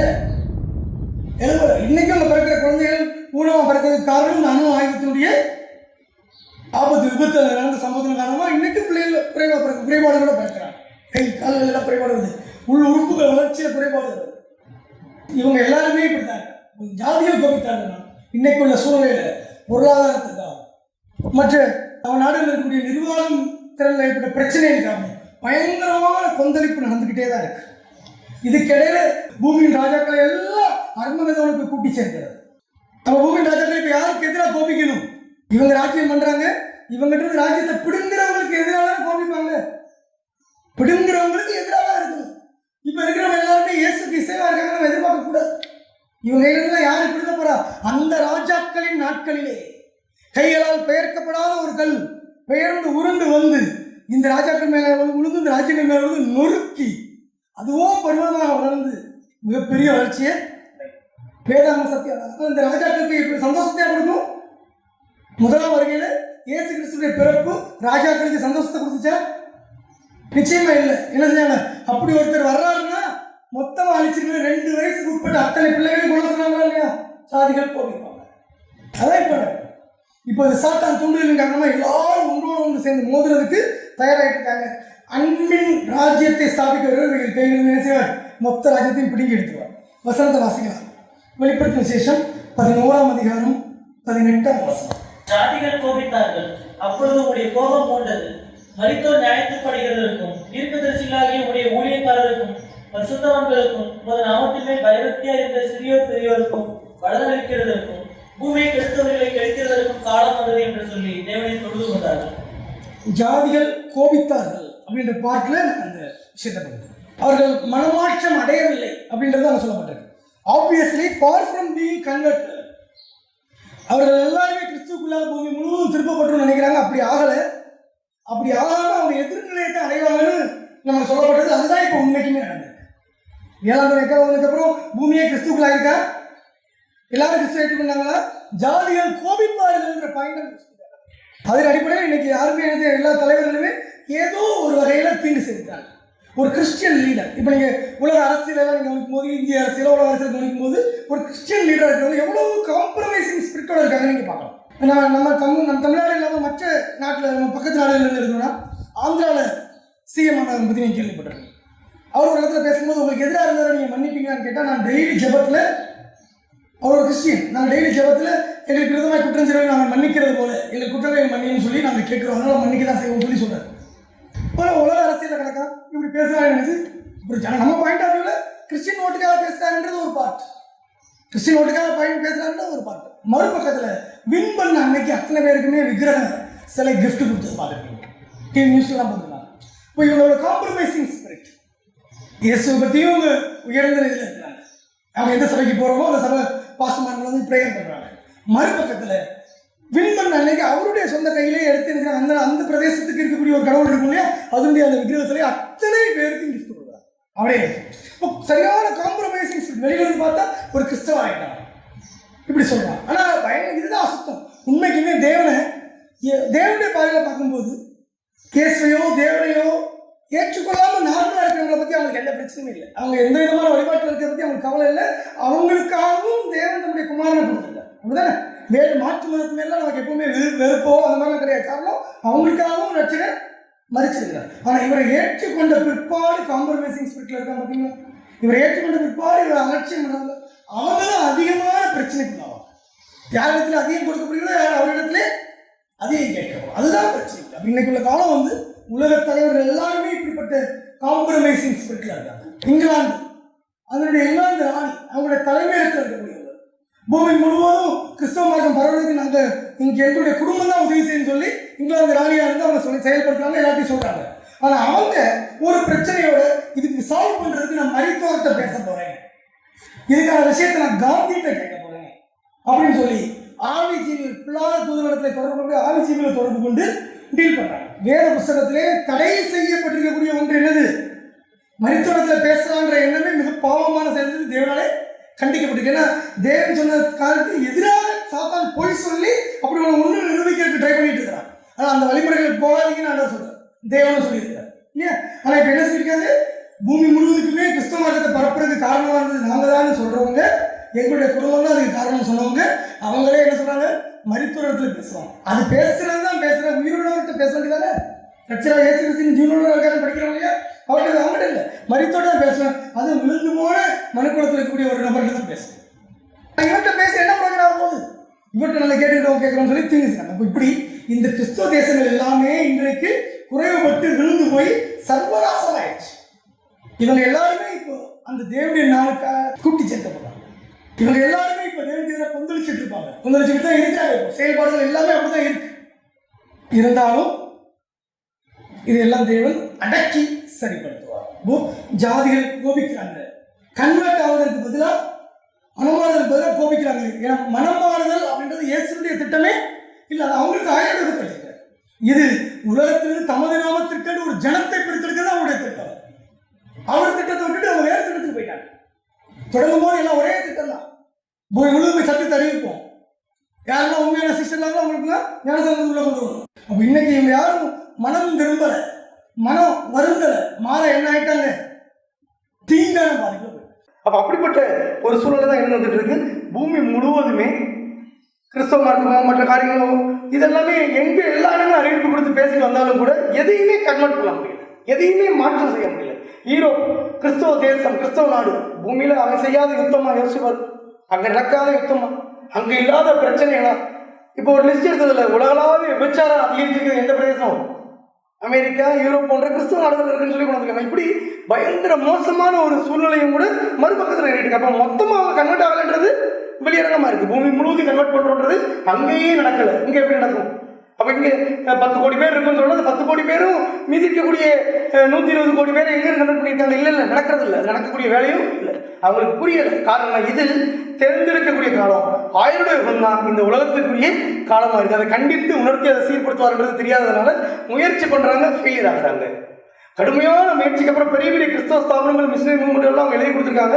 எங்களால் இதுக்கு மேலே செய்ய முடியல, இவ்வளவுதான் முடியவும் முடியுது, இதுக்கு மேலே போகவும் முடியல. ஆயுள் முழுசும் பிரயாசம் இது பண்ணா கூட பிரயாசப்பட்டால் கூட இதுக்கு மேலே ரீச் ஆகாது. அப்போ இப்படி பார்க்கும்போது பூமி முழுவதும் கன்வெர்ட் ஆகுறன்ற வாய்ப்பே இல்லை. இவங்க போய் கன்வெர்ட் பண்ணால் எது உருவாகும்? யோசிக்கும். கன்வெர்ட் ஆகி போகிறதுக்கு ஆட்கள் லீடர்ஸ் எல்லாம் பார்த்தா இவன் இருக்கக்கூடிய 100 பேரும் செக் பண்ணி பாருங்க, இவங்க போய் கன்வெர்ட் பண்ணால் எப்படி ஆகும்? ஆமாம், இவங்களே கன்வெர்ட் ஆக வேண்டியிருக்கு. இவங்க போய் கன்வெர்ட் ஆகணும்னா கன்வெர்ட் பண்ணுறது நடக்கிற வேலையே இல்லை. அப்போ இது நடந்து முடியக்கூடிய ஒரு வேலையும் இல்லை. ஆனால் பூமி முழுவதும் இந்த வேத புத்தகம் அச்சிட்டு கொடுக்கப்பட்டு சாட்சியாக அறிவிக்கப்பட்டுருச்சு, அதில் எந்த மாற்றமும் இல்லை. அப்போ ஜாதிகள் கோபித்தார்கள், அவங்க எதற்கும் கீழ்ப்படியலை, எந்த விதத்திலையும் மனமாற்றம் அடையலை, எரிச்சலின் ஆவியுடையவங்களாகிறாங்க. எல்லாரும் ஒன்றோட ஒன்று போர் கொடுக்கறதுக்கு தயாராக தங்களை ஒழுங்குபடுத்திட்டு இருக்காங்க. எந்த நேரம் எடுத்தாலும் பக்கத்து நாட்டில் சண்டை, எதுக்கு எடுத்தாலும் சண்டை, பம்பு திரும்ப பண்ணிட்டு இருக்காங்க. எந்த நாட்டில் பிரச்சனை இல்லாமல் இருக்க யோசிச்சு பாருங்க. அப்போ இவங்க வெளியில போர் கொடுக்கறதுக்கும் பிரச்சனைக்கும் மற்றதுக்குமே இருக்கிறாங்க. தேவன் மனம் திரும்புன்னு சொல்றதை தவிர எல்லாமே இவங்க செய்யறதுக்கு முயற்சி பண்றாங்க. இதெல்லாம் ஜாதிகள் கோபிக்கிறது, தேவ கோபம் வரும்போது அடுத்ததான் the coming of God's wrath. ஏழாம் எக்காலத்தினுடைய எக்கால சத்தத்தை தொடர்ந்து நடந்த சம்பவங்கள்ல நான்காவது சம்பவம் the coming of God's wrath, அதாவது தேவனுடைய கோபாக்கினை வருதல். இதுக்கு முந்தின எத்தனையோ யுகங்கள் இருந்துச்சு, 6000 வருஷம் இருந்துச்சு. இதுலெல்லாம் தேவன் தன்னுடைய கோபத்தை என்ன செய்யல, வெளிப்படுத்தல, அடக்கி வச்சிருக்கிறார். ஏற்ற வேலை வரும்போது தன்னுடைய கோபத்தை வெளிப்படுத்துகிறார். இதுதான் டைம் ஆஃப் ட்ரபிள், இக்கட்டு காலம் அப்படின்னு பைபிள் வாசிக்கலாம். தானியேல் 12:1, மத்தேயு 24, 21, 22. உன் ஜனத்தின் புத்திரருக்காக நிற்கிற பெரிய அதிபதியாகிய மிகாவேல் அக்காலத்திலே எழும்புவான். யாதொரு ஜாதியாரும் தோன்றினது முதல் அக்காலம் மட்டும் உண்டாயினாத ஆபத்து காலம் வரும். அக்காலத்திலே புஸ்தகத்தில் எழுதியிருக்கிறவர்களாக காணப்படுகிற உன் ஜனங்கள் அனைவரும் விடுவிக்கப்படுவார்கள். ஏனெனில் உலகம் உண்டானது முதல் இதுவரைக்கும் சம்பவித்திராததும் இனிமேலும் சம்பவியாததுமான மிகுந்த உபத்திரம் அப்பொழுது உண்டாயிருக்கும். 7ஆம் எக்காலம் பிற்பாடு நடக்கிற முக்கியமான சம்பவங்கள் ஒன்று, மிகுந்த உபத்திரவம் அப்பொழுது உண்டாகும். ஜாதிகள் கோபித்தார்கள், தேவனுடைய கோபமும் வருது, எல்லாம் சேரும்போது அது மகா இக்கட்டு காலமாகும். ஜாதிகள் கோபித்ததனுடைய முக்கியமான ஆதாரங்கள் ஒன்று, பூமியின் ராஜாக்கள் எல்லாம் 2-3 அணிகளாக பிரிஞ்சு ஒன்றோடு ஒன்று மோதிட்டாங்க. இதுக்கு முன்னாடி இந்த காலகட்டம் வேற, ஆனால் இந்த காலம் 1914 வந்தப்ப சரியா பூமியின் ராஜாக்கள் எல்லாம் எல்லா நாடுகளும் நேச நாடுகள்னு சொல்லி கையெழுத்துக்கிறாங்க. பிரிட்டிஷ் ஒரு பக்கம், மறுபக்கத்தில் மற்ற இதர நாடுகள் எல்லாம் சேர்ந்து ஒன்றோட ஒன்று மோதி மிகப்பெரிய அழிவுகள் ஏற்படுது. 1914 தொடங்கி அது படிப்படியாக அந்த யுத்தத்தின் அளவு கூடிக்கிட்டே வந்துட்டு பதில் தாக்குதலும் நடக்குது, திரும்பவும் நடக்குது. யுத்தம் நடந்துகிட்டே இருக்கான்ற கேள்விக்கு ஆம்ன்றதான் தொடர்ந்து நடக்குது. 1940கள் வரும்போது செகண்ட் ஃபேஸ். இப்பவும் அதுக்காக போர் இல்லாமல் நடக்குது, இப்பவும் பனிப்போர் நடக்குது. யார் யார் எந்தெந்த பக்கம் எந்த ராஜ்யங்கள் எதை சார்ந்ததுன்ற ரெக்கார்டு வந்துகிட்டே இருந்தா நீங்க இப்ப கவனிச்சீங்கன்னாலே தெரியும், இஸ்ரேல்ல இருந்து எவ்வளவு நன்மைகள் இந்தியா வாங்குது. பாருங்க, ஒரு பிரச்சனை ஏற்பட்டுச்சு, ஆதரவு கொடுத்தது யாருக்கு ஆதரவு கொடுத்தது? இந்தியா ரஷ்யாவுக்கு. ரஷ்யாவும் அது ஈரான் அப்படின்றத எதுக்கு எதிராக நிற்கிறாங்க? இப்போ இஸ்ரேலுக்கு எதிராக நின்றுட்டு. ஆனால் இந்த ரஷ்யாவுக்கு இப்போ யார் ஆதரவு கொடுக்குறா? இந்தியா. அமெரிக்க அதிபர் வர அவங்ககிட்ட பேசுகிறாங்க, இங்கேயும் டீல் பண்ணிக்காங்க. ஆனால் ரெக்கார்டிக்கெல்லாம் கையெழுத்து போட்டுக்கிறது யார்கிட்ட போட்டிருக்கான்? ரஷ்யாவுக்கு ஆதரவு. அப்போ இப்படி நாடுகள் ஒன்றோடு ஒன்று சேர்ந்துருக்கு. ஒரே அமெரிக்காவோடையோ இஸ்ரேலையோ சேர்ந்துருந்தால் பாதிப்பாது கொஞ்சம் குறைவாக இருக்கும். ஆனால் நம்ம நாட்டில் எப்பவுமே என்ன செய்வாங்க, யார் அதிக பணம் கொடுக்காங்க என்ன செய்வாங்கன்னு பார்த்து அந்த சைடில் சாஞ்சிடுவாங்க. அதோட விளைவு தான் சரியான நாட்டி வாங்க போகுது. இது வரைக்கும் இல்லாத அளவுக்கு இந்த அடுத்த யுத்தங்கள் என்ன செய்யும் அடி. நம்ம இந்த இக்கட்டு காலத்தில் எதிர்பார்க்கறது இன்னொரு யுத்தத்தையும் எதிர்பார்க்கணும். யுத்தமும் வர அதிகமான வாய்ப்பு. அப்படி இருக்கும்போது இதில் இந்தியா இன்னும் அதிகமான பாதிப்பில் அடையிற பெரிய ஜனத்தொகை இருக்கிறதுனால பெரிய கூட்டம். ஒரு யுத்தம் நடந்துச்சுன்னா 3 மாதத்துக்கு மேலே சமாளிக்க முடியாத பஞ்சம் வரும்னாங்க. 5 வருஷத்துக்கு முந்தி 3 நாளைக்கு மேலே சமாளிக்க முடியாது. ஏன்னா கொரோனா வந்து 2 வருஷத்து சாப்பாடு காரியம் சமப்பட்டு அழிச்சிச்சு, பொருளாதாரத்தையும் மனிதனுடைய சேமிப்பையும் அழிச்சிச்சு. இவங்களால சமாளிக்க முடியாது. நம்ம அதுக்கு ரெடியாக இருக்கிறோம். அடுத்து எப்படி இருக்க போகுது? நேரடியாக பார்த்தோம், வீட்டை விட்டு வெளியே வர முடியாத அளவுக்கு கொள்ளை நோய் வரும்ன்றதெல்லாம் படிச்சிருக்கோம். அது மாதிரி நடக்குது. அடுத்து என்ன ஆகும்? பெட்ரோல் டீசல் கிடைக்காது, கரண்ட் இருக்காது, ஈவி இருக்காது. ஏன்னா ஒரு யுத்தம் நடந்தால் எங்கே தான் கொண்டு போடுவோம்? ஒரு நாட்டுக்குள்ள பவர் ஸ்டேஷன். அடுத்து கேஸ் இருக்காது, எதுவுமே இருக்காது. இதான் அந்த இக்கட்டு காலத்துடைய உச்சம். இன்னைக்கு டாப்ல எங்கள் குடும்பமே மேலிருந்து சென்னை முழுவதும் பார்க்குற மாதிரி டாப் ஃப்ளோர் வாங்கி 14வது மாடியில் 15வது மாடியில் நான் என் வீடு வாங்கியிருக்கேன்னு பண்ணேன். இந்த இப்போ வரும் பாருங்க இக்கட்டு காலத்தில் ஒரு வாடி தண்ணி கொண்டு 14 மாடி கொண்டு போகும். ஷிஃப்ட் வேலை செய்யாது, கரண்ட் இருக்காது. அடுப்பு விறகு பெருக்கலன்னா எங்கே போய் பறக்க போகிறாங்கன்னு தெரியல. சென்னை வாசிகள்லாம் ரொம்ப கஷ்டம், எங்கே பறக்க போகிறாங்க? நம்ம ஊரில் பழகிட்டே இருக்கும். இக்கட்டு காலம் நமக்கு எப்படி இருக்கும்? கிரிக்கெட் விளையாண்டே இருக்கிற பசங்களுக்கு ஒரு பால் பிஞ்சு வச்சா இன்னொரு பால் போடியான்ற மாதிரி தான். நம்ம ஏற்கனவே நம்ம எப்படி தான் இருக்கிறோம், அப்படிப்பட்ட வாழ்க்கையில் தான் இருக்கிறோம். அப்படி இருக்காது. இது ஒரு பெரிய சிரமம். நம்ம பார்த்தீங்கன்னா பக்கத்தில் போய் டக்குனு விறகு கட்டும், 4 செங்கல் இருந்தால் போது எந்த இடத்துல நமக்கு அனுப்பலாம் போட்டு டக்குன்னு போட்டு கொஞ்சம் அரிசி கஞ்சி காய்ச்சலமா சாப்பிட்டோமா ஜம்முன்னு சுற்றி காலம் பேசுறது தான் நம்ம சாப்பாடு. யோசிப்பாரு, நம்ம குடும்பம் இருந்து சந்தோஷமா சாப்பிட்றது தான் நமக்கு சந்தோஷமே. யோசிப்பாரு, எல்லாரும் உட்காரணும், சாப்பாட்டில் மேட்டு இருக்க வேண்டிய அவசியம் இல்லை. கொஞ்சோண்டு ஊறுதான் இங்கே நல்லா நம்ம வீட்டில் சந்தோஷமாக சாப்பிட்னா தேங்காய் பால் சாப்பிடலாம், பீஃபு சிக்கனு அதுவும் பிரியாணி கிரியாணிலாம் போட்டு மட்டன் பிரியாணி நல்லா சாப்பிட்றா. எல்லாரும் சாயங்காலம் ஒரு பால்சோறு சாப்பிடும், அவ்வளோ ரசனையாக இருக்கும். அந்த பால்சோறு என்னைக்குன்னு நாங்கள்லாம் பேசிட்டு இருப்போம். அடுத்த வாரத்தில் புதன்கிழமை வரப்போகுது சந்தோஷமா இருக்கும். ஆனால் அவங்களால சமாளிக்க முடியாது. ஒரு கஞ்சை குடிச்சா அவங்களால வாழ்க்க முடியும், ஒன்றுமே செய்ய முடியாது. இன்னைக்கு பூமியே எப்படின்னா இன்னைக்கே ஸ்தம்பிச்சு போச்சு. இன்னைக்கு இந்த ஒரு 5.5 மாதம் லாக்டவுன் போன வருஷம் இப்போ ஒரு 3-4 மாதம் லாக்டவுனுக்கே என்ன ஆயிடுச்சு, பூமி அப்படி ஸ்தம்பிச்சு போயிடுச்சு. ஆனால் இனி அடுத்து வர்றது இதுவே ஒரு சாம்பிள் பீஸ் தான். 5.5 மாதம் அப்படின்றது அடுத்து வரப்போகிற ஒரு பிரம்மாண்டமான லாக்டவுனுக்கு ஒரு சாம்பிள் தான். அந்த கொரோனால நமக்கு சும்மா ஒரு என்ன சொல்றது சின்ன சாம்பிள் மாதிரி தான். மெயினே இனிமேல் வரப்போகுது, பிரம்மாண்டமாக இருக்கும். அங்கே தான் நம்ம உண்மைத்துவத்தை ப்ரூவ் பண்ண போகிறோம். இதில் இல்லை, இதெல்லாம் சும்மா கட்டி வந்தது விளையாட்டு.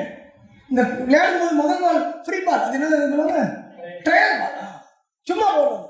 அது அவுட் ஆனாலும் ஒன்றும் இல்லை, 6 அடித்தாலும் ஒன்றும் இல்லை, சும்மா தான். அது மாதிரி ஒரு பால் எப்படி தான் இருக்குன்னு பார்க்குறதுக்கு ஒரு ட்ரையல் போட்டு பார்க்குறாங்க. அப்படிதான் இருக்கு. நம்ம எல்லாருமே ஆயத்தமாக இருக்கிறதுக்கு அலாரம் தான். நம்ம எல்லாம் ஆயத்தமாக ரெடியாக இருக்கணும். சூழ்நிலை எப்படி சமாளிக்கணுன்றதுக்கு நமக்கு ஒரு ரிஹர்சல் நடந்துச்சு. ரிஹர்சல் பழகிக்கணும், என்ன செய்யணும் எது செய்யணும் எல்லாமே நம்ம இந்த இக்கட்டு கால பாடத்தில் நிறைய டீல் பண்ணிக்கிறதுனால இப்போ நம்ம அதை ஒமிட் பண்ணிடலாம். அப்போ நமக்கு இக்கட்டு காலம் ரம்யமாக இருக்கும், உலகம் ஸ்தம்பிக்கும், தேவ கோபம் வெளிப்படுற நாளில் நம்ம எல்லா இடத்துலையும் வெளிப்படுது. இந்த இக்கட்டு காலத்துக்கு முக்கியமான நோக்கங்கள் வந்து பார்த்தோம், கிறிஸ்துவ மண்டலம் தேவையோட இல்லைன்றதை காண்பிக்கிறதுக்கும் இருக்கு. ஏன்னா நேற்று வரைக்கும் எந்த அற்புதமும் பண்ணுவான், அப்படின்னா கேன்சரை குணமாக்குவான் அப்படின்னு சொல்லுவான், கிட்னியே குணமாக்குவான் அப்படின்னு சொல்லுவான், பிரெயின் டியூமரை குணமாக்குவான் அப்படின்னு சொல்லுவான். ஆனால் இப்போ ஆக்கு இப்போ சரி பண்ணு, கொரோனா வந்துருச்சுல, ஒரு பயம் வெளியே வரல. அவ்வளோ எங்கே போய் ஒழிஞ்சான்னே தெரியல. 2 வருஷமா கண்ணிலே கட்டுப்பாங்க. வெளியே வந்தவன் எல்லாம் அடிச்சுனாக்கிட்டான். 1 டாக்டர் பார்த்தீங்கன்னா உட்காந்து அழுதுகிட்டே இருப்பான். டிவி மணி அப்போ மன்னிச்சிருங்க ஏன்னா அப்போ தான் மக்கள் மன்னிப்பான். இப்போ என்ன வேலைக்கெல்லாம் அப்படின்னு சொல்லி மக்கள் மன்னிப்பான்னு சொல்லி அவன் அழுதுகிட்டே. இது ஒரு வகையான காரியம். இது தேவ கோபம் வெளிப்பட்டு நமக்கு அதனால எந்த பாதிப்புமே ஏற்பட நினைக்கிறது. நாம் இந்த உலகத்தில் இருக்கோம், நம்ம வேற கிரகத்திலேயே இருக்கோம், நம்ம இந்த உலகத்தில் இருக்கோம். நமக்கு எதுவும் ஆகாதுன்னு நினச்சி போனோம்னா அலட்சியத்தில் இருந்தால் நமக்கும் அலட்சியத்தில் தான் நமக்கும் பாதிப்போம். இந்த பார்வையில் எல்லாருமே எப்படி தான் இருக்குன்னு படிச்சிருக்காங்க, மருத்துவம் தான் அப்படிதானே. ஒரு சிலர் சத்தியத்தை படித்து பின்பற்றி வந்துட்டு இருக்கணும். நாம் கேர்லெஸ்ஸாக இருந்தோம்னா அதை பற்றி அவருக்கு அதில் அவர் போக்கு போயிட்டே தான் இருப்பார். முன்னெச்சரிக்கையாக அவர் அதை சொல்லிட்டார், இப்படி நீங்கள் சமாளிக்கணும், இப்படி வாழணும். யூத அந்த காலகட்டத்தில் இதே போல இக்கட்டு காலம் அங்கே ஒன்று வந்துச்சு, சிறிய அளவில். அப்போவே அவர் யூதர்கள் மலைக்கு ஓடிப்போங்க, கிறிஸ்தவனே உங்களுக்கு எதுவுமே ஆகாதுன்னு சொன்னார். அவர் சொன்னது யூதர்களை பார்த்தா சொன்னார், யூத கிறிஸ்தவர்களை சொன்னார். வேறு யூதர்கள் யூத கிறிஸ்தவர்கள், யூதையால் இருக்கிறவர்கள், அங்கே இருக்கக்கூடிய கிறிஸ்தவ பின்பற்ற சீசர்கள் மலைக்கு ஓடும். நம்ம ஆலோசனை முன்வைக்கப்பட்டிருக்க ஆலோசனைகளை நாம் பின்பற்ற வேண்டும். அடுத்த 5வது ரொம்ப முக்கியமான காரியம், the awakening and judging of the adamically dead. ஆதமுக்குள்ளாக மரித்தவர்களை எழுப்புதலும் நியாயம் தீர்த்தலும் நடக்கிறது. 7ஆம் தூதன் எக்காலம் பிற்பாடு நடக்கிற முக்கியமான சம்பவங்கள்ல ஒன்று இது. 5வது காரியமாக வர்ணிக்கப்பட்டிருக்கு. தானியேல் 12:2 வாசிக்கலாம். பூமியின் தூளிலே நித்திரை பண்ணுகிறவர்களாகிய அநேகரில் சிலர் நித்திய ஜீவனுக்கும் சிலர் நித்திய நிந்தைக்கும் இகழ்ச்சிக்கும் விழித்து எழுந்திருப்பார்கள். பைபிள் பழைய ஏற்பாட்டு காலத்திலே உயிர்த்தலை பற்றிய ஒரு தெளிவான ஒரு வாக்கியம். தேவன் வேற எத்தனையோ மதங்கள் இருந்தாலும் பல்வேறு குழப்பங்கள் இருக்காங்க, நமக்கு ஒரு தெளிவு இருக்கு. இன்னைக்கு எல்லாரும் மறிச்சிட்டு இருக்கிறாங்க, ஏற்ற வேளையில அவங்கள உயிரோடு எழுப்புவாங்க. ஆனால் டைம் அதில் போட்டிருக்கா? அந்த வசனத்தில் வாசிக்க இருக்கு 2ஆம் வசனத்தை. பூமியின் துளிலே நித்திரை பண்ணுகிறவர்களாகிய அநேகரில் சிலர் நித்திய ஜீவனுக்கும் சிலர் நித்திய நிந்தைக்கும் இகழ்ச்சிக்கும் விழித்து எழுந்திருப்பார்கள். டைம் போடல, டைரக்டா போடல, இன்டைரக்டா போடல. முந்தின வசனத்தை வாசிங்க, எப்ப ரிசரக்ஷன் இருக்கும் அப்படின்றது முந்தின வசனத்துல சொல்லப்பட்டிருப்பாங்க. டைம் ஆனா இன்டைரக்டா தெளிவா இல்ல, கொஞ்சம் இன்டைரக்டா இருக்கு. உன் ஜனத்தின் புத்திரருக்காக நிற்கிற பெரிய அதிபதியாகிய மிகாவேல் அக்காலத்திலே எழுப்புவார். நல்ல கவனிங்க, மிகாவேல் எழுப்புவார். அதாவது பைபிளிக்கல் லாங்குவேஜ்ல 7ஆம் தூதன் எக்காலம் வந்தோடனே ராஜ்யங்கள் யாருக்கு கொடுக்கப்படும்? கிறிஸ்துவுக்கு கொடுக்கப்படும் இல்லையா? இப்போ மிகாவேல் அப்படின்ற ஒரு பாத்திரத்தின் மூலமாக அங்கே வர்ணிக்கப்படுறது நம்முடைய இயேசு கிறிஸ்து. அது ஒரு உருவக பாஷையில் சொல்லப்பட்டிருக்குது. மிகாவேல்ன்றது தேவனை போன்றவர். அந்த மிகாவேல்ன்ற வார்த்தைக்கு அர்த்தம் என்னது? தேவனை போன்றவர். அப்போ அப்படிப்பட்டவர் வேற யாரும் தான் இருக்கா? இயேசு கிறிஸ்துவ வேற யாரும் இல்லை, ஆண்டவர் மட்டும் தான் இருக்கார். அவர் அங்கே எழுப்பும் நாள் என்று சொல்லப்பட்டது. அப்போ அதுதான் 7ஆம் தூதன் எக்காலம் தான் ராஜ்யம் கிறிஸ்துக்குரியதாக.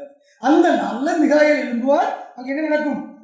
உடனே மிகாயில் எழுந்தோடனே உடனே ராஜ்யமா மாறுதா? இல்ல, அங்க என்ன நடக்குது? யாதொரு ஜாதியாரும் தோன்றினது முதல் அக்காலம் மட்டும் உண்டாயிராத ஆபத்து காலம் வரும். பாருங்க, அந்த வசனத்தை கரெக்டா கோர்த்து படிச்சு எக்காலம் ஓதப்படுது, கர்த்தத்துவ தோலைக்கிறக்க அவர் உயர்த்தப்படுறாரு. ஆனா அங்க உடனே ஆபத்து காலம் வருது, பயங்கரமான ஆபத்து காலம் வருது. இப்ப அடுத்த வசனத்தை என்ன படிச்சோம்? உயிர்த்தெழுதல். அதுக்கு முந்தி என்ன நடக்குது? பயங்கரமான ஆபத்து காலம். அதுக்கு முந்தி என்ன நடக்குது? மிகாயில். அதுக்கு முந்தி என்ன நடக்குது? 7ஆம் தூதன் எக்காலம். சரிதானா? 7ஆம் தூதன் எக்காலம் ஊதுறார், மிகாயில் உயர்த்தப்படுறாரு, மகா இக்கட்டு காலம் வருது, உயிர்த்தெழுதல். இப்ப சீரீஸ் பாத்தீங்கன்னா ரொம்ப கிளீனா. இப்ப நம்ம எந்த இடத்துல இருக்கோம்? இப்ப 7ஆம் தூதன் எக்காலம் ஊதுற டயத்துல இருக்கிறோமா? ஊதப்பட்டு பிற்பாடு காலத்துல இருக்கிறோம். அது மட்டும் இல்ல, மிகாயில் உயர்த்தப்பட்டது நமக்கு தெரியுதா? ரட்சகர் உயர்த்தப்பட்டிருக்காரு, நல்லாவே தெரியுது. நமக்கு எல்லாம் கிறிஸ்டியனுக்கு ராஜாவை செயல்பட்டு இருக்காருன்னு நமக்கு புரியுது. அடுத்தது மகா இக்கட்டு காலம் வந்துருச்சா? 14 வந்துருச்சு. இப்போ வரைக்கும் அது உச்சத்தை அடைஞ்சிட்டு இருக்கிற பாக்குறோமா இல்லையா? பார்த்தாச்சு. அப்ப இனி என்னதான் நம்ம பார்க்க போறோம்? எவ்வளவு டைம் அங்க அழகாங்க சுட்டி காட்டுங்க. இப்ப சீரியஸா வாசிக்கிறது, உன் ஜனத்தின் புத்திரருக்காக இருக்கிற பெரிய அதிபதியாகிய மிகாவே அக்காலத்திலே எழும்புவான். யாதொரு ஜாதியாரும் தோன்றினது முதல் அக்காலம் மட்டும் உண்டாயிராத ஆபத்து காலம் வரும். அக்காலத்திலே புஸ்தகத்தில் எழுதியிருக்கிறவர்களாக காணப்படுகிற அக்காலத்திலே இந்த ஆபத்து காலம் வந்து இல்லையா? அக்காலத்திலே உன் ஜனங்கள் அனைவரும் விடுவிக்கப்படுவார்கள். பூமியின் துளிலே நித்திரை பண்ணுகிறவர்களாகிய அனைவரில் சிலர் நித்திய ஜீவனுக்கும் சிலர் நித்திய நிந்தைக்கும் இகழ்ச்சிக்கும் விழுந்திருப்பார்கள். எவ்வளவு அழகா இருக்கும். இப்ப நம்ம எதிர்பார்க்க வேண்டியது மகா இக்கட்டு காலத்தை உச்சத்தை அடையணும். அது அடைஞ்சிட்டு தான் இருக்கு. போன வருஷத்தோட வருஷம் கூடியிருக்கு. இப்ப கொரோனா நின்றுச்சு அப்படின்னா நம்ம ஒன்றும் கவலைப்படல. இது தொடர்ந்து பெரிய யுத்தம் இருக்கு. சீனா இது பயோவார்தான்றது இஸ்ரேலும் ப்ரூவ் பண்ணியிருக்காங்க, அமெரிக்காலையும் இப்போ ப்ரூவ் பண்ணிட்டாங்க. அதனால நீ இப்படி போட்டா அவனுக்கு பதிலளிக்கான கட்டாயம் கொடுப்போம். இப்ப செஞ்சா அது முறையில் உலக நாடுகள் என்ன செய்யும்? தப்புட்டு சொல்லுவோம். ஆனா எல்லா மனுஷனுக்குமே இப்ப சீனா மேல கோபம் இருக்கா இல்லையா? யாருமே தவறுன்னு சொல்ல மாட்டான். அவனுக்கு இதுதான் தேவை. இப்ப வியாபாரம் நடந்தாகணும். எந்த வியாபாரம் நடக்கணும்? வெப்பன் ஆயுதம் என்ன செய்யணும்? வியாபாரம் நடக்கணும். அதுக்கு இப்ப நடந்துட்டு கதையை நடத்தி கொண்டு போயிட்டு இருக்காங்க. அவ்வளவு யுத்தம் வரும், பிரச்சனை வரும். நம்ம எதிர்பார்த்த மாதிரி எல்லா இபி ஸ்டேஷன் மற்ற பவர் பிளான்ட் எல்லாத்தையும் நொறுக்கிடுவோம். நம்ம வழக்கம் போல சரியான நிஜமான ஒரு இக்கட்டு காலத்தில் இனிமேல் தான் போகும். ஆனால் ரம்மியமாக இருக்கும், நமக்கு அருமையாக இருக்கும். இந்த 2 வருஷம் நமக்கு நல்லா இருந்துச்சா? நல்லா இல்லையா? நமக்கு எப்படி இருந்துச்சு? சார் பணம் பணம் பணம் பணத்துக்கு பின்னாடி ஓடுறவங்களுக்கு மட்டும்தான் கஷ்டமே தவிர குடும்பத்துக்காக பணத்துக்காக ஓடிட்டு இருக்கோம் பார்த்தீங்களா, அவங்களுக்கே இப்போ சந்தோஷமா இருக்கு. எதுக்காக ஓடணும் அதே தான் இருக்குது. ரம்மியமாக இருக்கிறோம், சந்தோஷமாக இருக்கிறோம் இல்லையா? அப்போ அப்படிப்பட்ட ஒரு சூழ்நிலை இருக்கு. குடும்பத்தை வெளியிடத்துல குடும்பத்துக்கு வேண்டிய பாதுகாப்பு பராமரிப்பு செய்யணும் மெனக்கிட்டவங்க இப்போ அமைதியாக வீட்டில் இருக்கும்போது அது இன்னும் கொஞ்சம் கூடுதல் உதவியாக தான் இருக்குது. நம்ம சந்தோஷமாக தான் இருக்கக்கூடிய ஒரு சூழ்நிலை ஏற்பட்டிருக்கு. இப்போ இந்த உயிர்த்தெழுதல் இப்போ ரொம்ப சீக்கிரத்தில் டிலே ஆகுது. இல்லை 50 வருஷம் போகிறதுக்கெல்லாம் வாய்ப்பே இல்லை. இது ஊழியத்தில் வைக்கக்கூடிய நம்ம உறுதியாக சொல்ல முடியும். எப்படின்னா இதுக்கு அடுத்து ஒரு கிளாஸை உருவாக்க முடியுமான்னு கேட்டால் முடியாது. ஏன்னா இந்த சிறுமந்தையால் திரள்கூட்டத்தை உருவாக்க முடியும், திரள்கூட்டத்தால் அடுத்து ஒரு வகுப்பறை உருவாக்க முடியும். இந்த கடைசி வகுப்பறை அன்னகர்கள்னு சொல்லுவோம், சிசி. அடுத்து ஒரு பிரதிஷ்டையாளர்களை என்ன செய்ய முடியாதவங்களால உருவாக்க கூட இருக்கக்கூடிய பிரதிஷ்டையாளர் ஸ்திரப்படுத்தலாமே தவிர இதுக்கு அடுத்து ஒரு கிளாஸ் நம்மளால உருவாக்க முடியாது. காஸ்ட் செலக்ட் அப்படின்றது வந்து அரைகுறையான விசுவாசம் இருக்கிறோம், பிரதிஷ்டையாளர் கிடையாது. அவனை நம்பி இதை கொடுத்துட்டு நம்ம போகவும் முடியாது. அப்போ இதுக்கப்புறம் வேற வழியே இல்லை. கொஞ்சம் நீட்டிச்சு போன அப்படியுமே நம்ம பீரியட்ல வந்தே இன்னும் எல்லாத்தையுமே வந்து ஊழியத்தில் நம்ம ஃபீல்டு ஒர்க்லேயே பார்க்குறோம். அடுத்த ஜென்ரேஷன் பசங்கள்லாம் முடியவே முடியாது. இன்னைக்கு உள்ள நியூஸ் பேப்பர்ல இருந்து, இன்னைக்கு இருக்க புக்கில் இருந்து, இன்னைக்குள்ள டிவியில இருந்து, இன்னைக்குள்ள பாடப்பகுதியில் இருந்து, இன்னைக்குள்ள சினிமாவில் இருந்து, இன்னைக்குள்ள டிராமாவில் இருந்து அத்தனை விஷயங்களும் இவங்களை மூளை குப்பை துட்டியாக கேட்டுச்சு. இதுக்குள்ள நல்ல விஷயம் வைக்கிறதுக்கு இடமே இல்லை, இடமே இல்லை. இதுக்கு சாத்தானும் புலவாக்களும் பயங்கரமான வேலை செய்யறாங்க.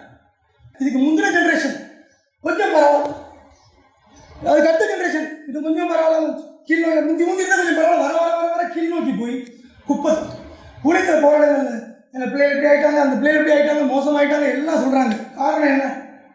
சில இது சுற்றி இருந்து தாக்குது நடக்குது. TV, cinema, news paper. ஸ்கூலில் பசங்க என்ன பேசுகிறாங்க, ஸ்கூலுக்குள்ள உள்ள பிள்ளைகள் என்ன பேசிட்டு இருக்காங்க. இது இனிமேல் ஒர்க் பண்ண முடியாது. இதுவே ராஜ்யம் வந்துருச்சுன்னா நம்ம அடுத்து எதிர்பார்க்க வேண்டியது சுவிசேஷ ஊழியம் இல்லை, சுவிசேஷ ஊழியம் கிடையாது. ஏன்னா அடுத்த ஜென்ரேஷன்றது வேஸ்ட் ஆகிட்டு. அடுத்து எதிர்பார்க்கறது ரிசரக்ஷன். அதான் இங்கே சொல்லியிருக்கேன். இப்போ நம்ம வாசித்த வசனத்திலேயே தானியேல் 12:2 தெளிவாக நமக்கு சொல்லப்பட்டிருக்கு. அடுத்தது மத்தேயு 25:31-46 வரை வாசி. அன்றையும் மனுஷகுமாரன் தமது மகிமை பொருந்தினவராய் சகல பரிசுத்த தூதரோடு கூட வரும்போது தமது மகிமையுள்ள சிங்காசனத்தின் மேல் வீற்றிருப்பார். அப்பொழுது சகல ஜனங்களும் அவருக்கு செம்மறியாடுகளையும் வெள்ளாடுகளையும் வெவ்வேறாக பிரிக்கிறது போல அவர்களை அவர் பிரித்து செம்மறியாடுகளை தமது வலது பக்கத்திலும் வெள்ளாடுகளை தமது இடது பக்கத்திலும் நிறுத்துவார். அப்பொழுது ராஜா தமது வலது பக்கத்தில் இருப்பவர்களை பார்த்து, வாருங்கள், என் பிதாவினால் ஆசீர்வதிக்கப்பட்டவர்களே, உலகம் உண்டானது முதல் உங்களுக்காக ஆயத்தம் பண்ணப்பட்டிருக்கிற ராஜ்யத்தை சுதந்திரித்துக் கொள்ளுங்கள். பசியாய் இருந்தேன், எனக்கு போஜனம் கொடுத்தீர்கள். தாகமாய் இருந்தேன், என் தாகத்தை தீர்த்தீர்கள். அந்நியனாய் இருந்தேன், என்னை சேர்த்துக் கொண்டீர்கள்.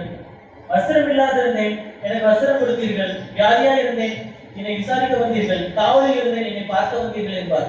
அப்பொழுது நீதிமான்கள் அவருக்கு பிரதியுத்தரமாக, ஆண்டவரே, நாங்கள் எப்பொழுது உம்மை பசியுள்ளவராக கண்டு உமக்கு போஜனம் கொடுத்தோம்? எப்பொழுது உம்மை தாகமுள்ளவராக கண்டு உம்முடைய தாகத்தை தீர்த்தோம்? எப்பொழுது உம்மை அந்நியராக கண்டு உம்மை சேர்த்துக் கொண்டோம்? எப்பொழுது உம்மை வஸ்திரமில்லாதவராக கண்டு உமக்கு வஸ்திரம் கொடுத்தோம்? எப்பொழுது உம்மை வியாதியுள்ளவராகவும் காவலில் இருக்கிறவராகவும் கண்டு உம்மிடத்தில் வந்தோம் என்பார்கள். அதற்கு ராஜா பிரதியுத்தரமாக, மிகவும் சிறியவராகிய என் சகோதரனாகிய இவர்களில் ஒருவனுக்கு நீங்கள் எதை செய்தீர்களோ அதை எனக்கே செய்தீர்கள் என்று மெய்யாகவே உங்களுக்கு சொல்கிறேன் என்பார். அப்பொழுது இடது பக்கத்தில் இருப்பவர்களை பார்த்து அவர், சபிக்கப்பட்டவர்களே, என்னை விட்டு பிசாசுக்காகவும் அவன் தூதர்களுக்காகவும் ஆயத்தம் பண்ணப்பட்டிருக்கிற நித்திய அக்கினியிலே போங்கள். பசியாயிருந்தேன், நீங்கள் எனக்கு போஜனம் கொடுக்கவில்லை. தாகமாயிருந்தேன், நீங்கள் என் தாகத்தை தீர்க்கவில்லை. அந்நியனாய் இருந்தேன், நீங்கள் என்னை சேர்த்துக் கொள்ளவில்லை. வஸ்திரம் இல்லாதிருந்தேன், நீங்கள் எனக்கு வஸ்திரம் கொடுக்கவில்லை. வியாதி உள்ளவனாயும் காவலில் அடைக்கப்பட்டவனாயும் இருந்தேன், நீங்கள் என்னை விசாரிக்க வரவில்லை என்பார். அப்பொழுது அவர்களும் அவருக்கு பிரதியுத்தரமாக, ஆண்டவரே, உம்மை பசியுள்ளவராகவும் தாகமுள்ளவராகவும் அந்நியராகவும் வஸ்திரமில்லாதவராகவும் வியாதிப்பட்டவராகவும் காவலில் அடைக்கப்பட்டவராகவும் நாங்கள் எப்பொழுது கண்டு உதவி செய்யாதிருந்தோம் என்பார்கள். அப்பொழுது அவர் அவர்களுக்கு பிரதியுத்தரமாக, மிகவும் சிறியவர்களாகிய இவர்களில் ஒருவனுக்கு நீங்கள் எதை செய்யாதிருந்தீர்களோ அதை எனக்கே செய்யாதிருந்தீர்கள் என்று மெய்யாகவே உங்களுக்கு சொல்கிறேன் என்பார். போதும். அப்போ இதெல்லாமே இப்போ நடக்க இருக்குதுன்றதை பார்க்குறோம், நடக்க போகுது. நமக்கு ஒரு தெளிவான ஒரு புரிதல் இருக்கு. மற்ற இப்போ உலகத்தில் இருக்கக்கூடியவனா மறித்த உடனே அவங்க ஆறுதல் சொல்றதுக்கு என்ன செய்யன்னு தெரியாது. ஆண்டவர்கிட்ட இருக்காங்கன்னுவாங்க, அல்லது ஆண்டோடைய பாதத்தில் இருக்காங்கன்னுவாங்க, அல்லது மண்ணில் இருக்காங்கன்னுவாங்க, இல்லை பருவத்துக்கு எதையோட சொல்லிட்டு போவாங்க. நாம பைபிள் என்ன சொல்லுவோம் தெளிவு, பொய்யான உறுதிமொழி கிடையாது. இதுக்கு முன்னாடி எல்லாரும் இறந்தவங்க கூட உயிர்த்தெழுதல் உண்டு, சீக்கிரமா அது நடக்கும், அதை எதிர்நோக்கி நம்ம இருக்கிறோம். அதான் நம்ம கடமை. உயிர்த்தெழுதல் வரும்போது நம்ம உங்களை சந்திப்போம். ஆனால் இன்னைக்கு நம்ம அதை எப்படி சொல்றோம், வெகு சீக்கிரத்தில் உயிர்த்தெழுதல் உண்டு. ஏன்னா நம்ம அந்த காலத்துக்குள்ளே வரும், அந்த டைம்ல நம்ம ஏற்கனவே பார்த்து இந்த வரிசையின்படி எக்காலம் ஊதியாச்சு, எல்லாம் நடந்தாச்சு, எல்லா சமூகம் வந்து இப்போ நெருங்கி வந்துட்டோம். இன்னும் ஒரே ஒரு இடையில இருக்கக்கூடிய ஒரு சமூகம் இது முடியும். இது எல்லாமே நடந்துச்சு, கண்ணு தான் நடந்துச்சு. மகா இக்கட்டு காலத்தில் நம்ம கண்ணால பார்த்தோமா இல்லையா? இந்த 2 வருஷமா பார்த்துட்டு இருக்கிறோமா இல்லையா? இதுவே பார்த்துட்டோம்னா ரிசரக்ஷன் தாராளமாக பார்க்கலாம். ரொம்ப கஷ்டம், ரொம்ப சிம்பிளா, ரொம்ப சீக்கிரமா, வெகு சீக்கிரத்தில் பார்க்கலாம். அது நம்ம இப்போ கொடுக்கக்கூடிய முக்கியமான செய்தி. யோவான் 11:24, யோவான் 6:44. அன்றைக்கு இயேசுவிடத்தில் சத்தியம் படிச்சவர் தெளிவா இருந்தாங்க, இன்றைக்கு நாமளும் தெளிவா. அதற்கு பார்த்தால், உயிர்த்தெழுதல் நடக்கும் கடைசி நாளிலே அவனும் உயிர்த்தெழுந்திருப்பான் என்று அறிந்திருக்கிறேன் என்றார். அன்னைக்கு இயேசுவிடத்தில் சத்தியம் படிச்சவங்க ஒரு மிக தெளிவோடு இருக்காங்க. உயிர்த்தெழுதல் நடக்கும் கடைசி நாளிலே, உயிர்த்தெழுதல் நடக்கும் கடைசி நாளிலே, the last 7th day, 7வது நாள், அது 7000வது இந்த வருஷத்துல உயிர்த்தெழுதல் நடக்கும். கரெக்டாக நடந்துச்சு. முதல் பருவம் எங்கே முடியுது, சிறுமந்த சம்பந்தமா எக்காலமான பிற்பாடு 1878 சீசன்ல சிறுமந்தைக்கான உயிர்த்தெழுதல், 1879 திரள் கூட்டத்துக்கான உயிர்த்தெழுதல், பெரும்பகுதி நடந்தாச்சு. எதுதான் இன்னும் முடிக்கணும், நடக்க வேண்டியது பூமிக்குரிய உயிர்த்தெழுதல் மட்டும்தான் மிச்சம் இருக்க தவிர மெயின் பார்ட்டெல்லாம் நடந்து முடிஞ்சாச்சு. அப்போ அப்படிப்பட்ட ஒரு காலகட்டத்தில் வாழ்ந்துட்டு இருக்கிறதுனால நம்ம பாக்கியம் பெற்றதாக இருக்கும். அந்த வசனம் கடைசி நாள்னு சொல்லியிருக்கு. கடைசி நாள்லையும் முக்கியமான முந்தின பகுதியில இப்போ நான் முந்தின ஒரு பகுதியில், என்னை அனுப்பின பிதா ஒருவனை எடுத்துக்கொள்ளாவிட்டால் அவன் என்னிடத்தில் வரமாட்டான், கடைசி நாளில் நான் அவனை எழுப்புவேன். இந்த 2 வசனமே நமக்கு ஆதாரப்பூர்வமாக கடைசி நாளில் தான் வைத்தது. இதுக்கு முந்தின எந்த 5 நாள்லையோ 6வது நாள்லையோ 3ஆம் நாள்லையோ நீ செய்ய முடியாது, அதை எதிர்பார்க்க கூடாது. இயேசுவிடத்தில் நேரடியாக சத்தியம் படித்த மார்த்தாள் மரியாதை தெளிவாக சொன்னாங்க கடைசி நாள் இல்லையா? நம்மளோட ரொம்ப நெருங்கி அவர்கிட்ட டைரக்டாக படிச்சோம், அவங்க தெளிவாக வச்சிருக்காங்க. இயேசுவும் அதே தான் சொல்லியிருக்காங்க. அந்த நாளுக்குள்ள நம்ம என்ட்ரு ஆகிட்ட மார்க்கெட் ஆயாச்சு. அந்த நாளில் எந்த பகுதி, ஏன்னா நிறைய மணி நேரங்கள் இருக்கு, எந்த பகுதின்னு சொல்லிக்கூடிய பகுதிக்கு நம்ம இப்போ வந்தாச்சு. சிறுமந்தை திரள் கூட்டம் மாற்றம் அடைந்தாச்சு. ஆனதுடைய விளைவுல அபிரதமான சத்தியங்கள் நம்ம இயேசு கிறிஸ்து மேலே வளர்க்கிறோம். அபிரதமான சக்தி இது கிறிஸ்தவை பிடித்தலான்னு பார்க்கணும். அதே போல ரசல் போதகர் இவங்க மறுரூபமான பிற்பாடு எபிபடி சத்தியங்கள் அபிரதமாக வந்ததை நம்ம பார்த்தோம். இப்போ பாருங்க, எல்லா ஆதாரங்களோட நமக்கு என்ன செய்ய அதிகமாக தேவன் கொடுக்கிறதே இதெல்லாம் தேவனுடைய பக்கத்துல கண்களுக்கு தெரியாமல் நடந்த விஷயங்கள் உண்மைதான் நிரூபிக்கிறது. இயேசு தம்முடைய ஈடுகளை சமர்ப்பிச்ச பிற்பாடு 50வது நாள் நீங்கள் காண்கிறதும் கேட்கிறதுமா இவைகளை பொழிந்தருளினார் அப்படின்னு சொல்லப்பட்டிருக்கா இல்லையா? அதே போல சம்பவங்கள் நடந்துட்டு இருக்கு. அங்கே அங்கீகரிக்கப்பட அதுக்கு அடுத்த கட்ட ஆசீர்வாதங்கள் நமக்கு கிடைச்சிட்டு இருக்கு. இந்த கொஞ்சம் தான், ரொம்ப சீக்கிரத்தில் அது இருக்கு. அதனால இந்த 7வது இயக்கத்தில் நம்ம உண்மையோட விசுவாசம் உண்மைத்தோட என்னன்னா கொஞ்சம் பரீட்சைகள் வரும். ஸ்ட்ராங்காக இருந்தோம்னா அந்த ரிசரக்ஷனில் பங்கெடுப்போம், ரிசரக்ஷன் பண்ணுற வேலையிலையும் பங்கெடுப்போம். இந்த மனுக்குலத்தை உயர்த்தி தூரத்தில் வைக்க வளர்றது அந்த பெரிய உத்தியோகத்தில் நம்ம என்ன செய்வோம், பங்கெடுப்போம். மாபெரும் பாக்கியம். இயேசுவும் பரிசுத்தவான்களும் மூப்பர் வாலிபன் செய்ய அந்த வேலையில நாமளும் பங்கெடுக்க போறோம். எப்பேற்பட்ட பாக்கியம். அதுக்கு ஆயத்தமாய் அடுத்ததா முக்கியமான ஒரு பகுதி, இதெல்லாம் 7வது இயக்கத்தில் முக்கியமான பகுதினா ரிவார்டிங், பலனளித்தல் அப்படின்றது அதிக முக்கியத்துவமான இன்னொரு பகுதி. பலனளித்தல் ஏன்னா இந்த காலகட்டங்களில் இப்போ நீங்கள் பார்த்தீங்கன்னா யார் தான் இந்த பூமியில் நடந்து போக யார் தான் ஹீரோவாக இருக்காங்க? சினிமா நாயகர்கள். பூமி முழுசு நீங்கள் தேடி பாருங்க, எங்கெல்லாம் சிலை இருக்குன்னு பார்த்தீங்கன்னா யாரோட சிலைலாம் இருக்குது? சினிமா மூலமாக பிரபலமாகும். அவங்க இவங்களுக்கு எதுவுமே செய்ய போகிறது கிடையாது. சமீபத்தில் பார்த்தீங்கன்னா ஒரு முக்கியமான சினிமா நல்ல நடிகர் ஒரு இருக்குன்னு சொல்லி செலவு வச்சாங்க, 200,000 செலவு வச்சுட்டாங்க.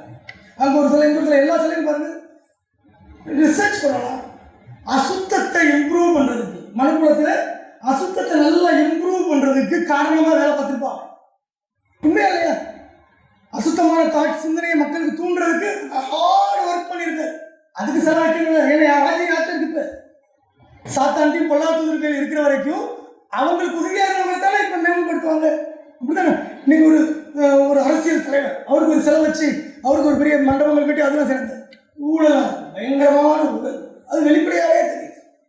இவங்களுக்கு ஊழல் பண்ண விட நீங்கள் ஊழல் பண்ணலன்னு திருப்பி கேட்பானே தவிர ஊழல் பண்ணலாம் நாங்கன்னு சொல்ல மாட்டாங்க. காலம் எப்படி இருக்கு? நான் இவ்வளோதான் பண்ணேன், நீ அதோட அதிகமாக பண்ணியிருக்கேன் அப்படி சொல்கிற காலத்தில் இருக்கு.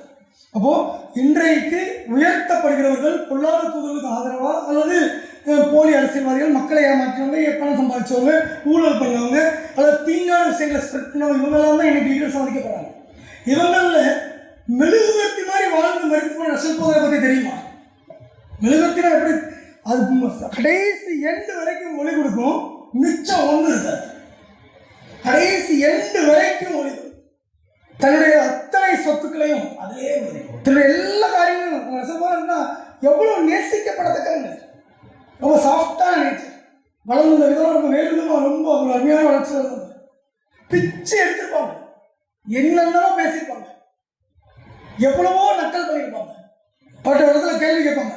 பூமியிலேயே அதிகமாக அவமானப்படுத்தப்பட்ட அல்லது வெறுக்கப்பட்ட மனிதர் நீங்க தானே? சகோதரர்களே கேட்பாங்க. அதெல்லாம் பாசத்தை அடிப்படையில் அவர் அதுக்கு மறுமொழி வந்து அது அந்த எவ்வளவுக்கு உண்மையோ அதே அளவுக்கு பூமியிலே அதிகமாக நேசிக்கப்பட்டவங்க நான் தான் சொல்லுவார். ஏன்னா அவரை உண்மையிலே நேசிக்கிறவங்க சுற்றி வைராக்கியம் உண்மையாக நேசிச்சவங்க ஆத்மார்த்தமான அன்பு அது அவங்க புரிஞ்சுக்காங்க. அப்போ அவருக்கு ஒரு இடத்துல இன்னைக்கு பூமியில செலவு தான் கிறிஸ்டின் சாயில பேசணும்.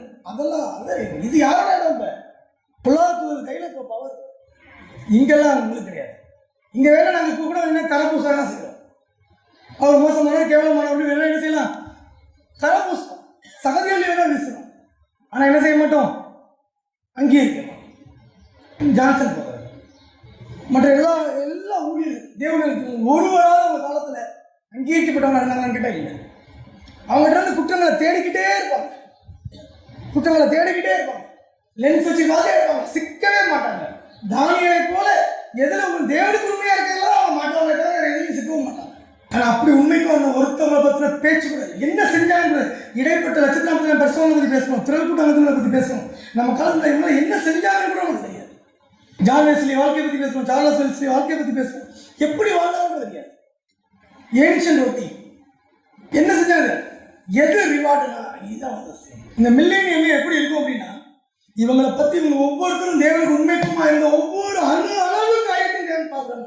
ஏன்னா அவர் அப்படி இந்த காலத்தில் தேவன் இல்லைன்னு சொல்றதுக்கு உரிமை இருக்கு, என்னால் எவ்வளோதான் செய்ய முடியும் உரிமை இருக்கு.